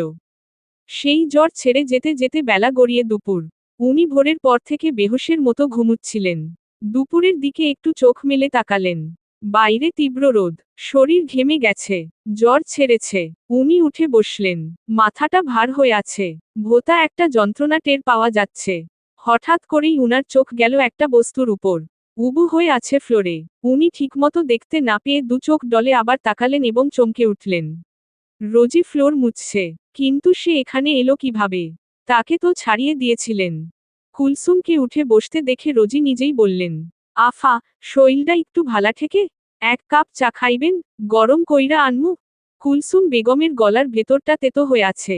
তিনি কর্কশ সুরে বললেন, তার আগে তুই বল, তুই এখানে কেন?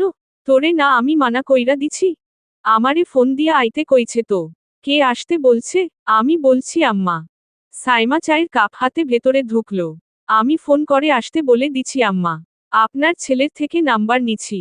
ঘরে এত কাজ, দুদিন পর আমার অফিস শুরু, আপনি একা একা এত দিক সামলাবেন কি করে? আর আপনার যদি একা হাতে সব করতে প্রবলেম না হয় তাহলে উনাকে আবারও মানা করে দিতে পারি। কুলসুম বেগম হা হয়ে চেয়ে রইলেন।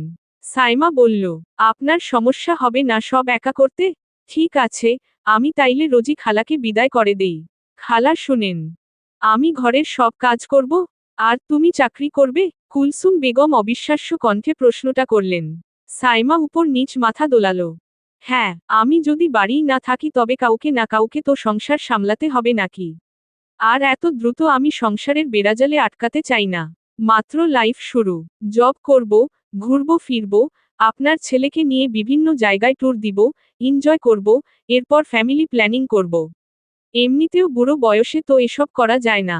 তখন খালি এ বাড়ি ও বাড়ি ঘুরে বেড়াবো আর কুটনামি করব আর ফন্দি আঁটবো কিভাবে নিজের ছেলের বউয়ের জীবনটা জাহান্নাম বানানো যায়।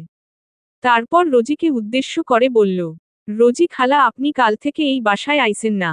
আম্মা একলাই যথেষ্ট। চিন্তা করবেন না, আপনাকে আমি অন্য বাসা ধরিয়ে দিব। আমার অফিসে এত লোক আছে যাদের একজন বিশ্বস্ত হাউজমেইট প্রয়োজন। আপনি কাজ করে কুলাতে পারবেন না। আর আম্মা, আজকে দুপুরের রান্নাটা একটু দেখবেন কাইন্ডলি। আমি একটু বেরোবো। সকালে আপনার ছেলে টাকা দিয়ে গেছে। শপিং করতে হবে। আমরা সামনের শুক্রবার কক্সবাজার যাচ্ছি। সাইমা বেরিয়ে গেল। রোজি ঠোঁট টিপে হাসতে লাগলেন। তিনি সবই জানেন এবং বুঝে গেছেন, এখানে বউ শাশুড়ির নীরব স্নায়ুযুদ্ধ চলছে। তিনি বিছানার উপর কুলসুম বেগমের হতভম্ব মুখটা দেখে কিছুতেই হাসি আটকাতে পারলেন না। এই মহিলা তার কলিজা রিয়ে ছাড়খাড় করেছে। নেহাত টাকার প্রয়োজনে তিনি এখান থেকে যেতে পারেন নাই। আজ উচিত শিক্ষা হয়েছে। এখন নিজের কলিজা রবে যখন, তখন বুঝবে।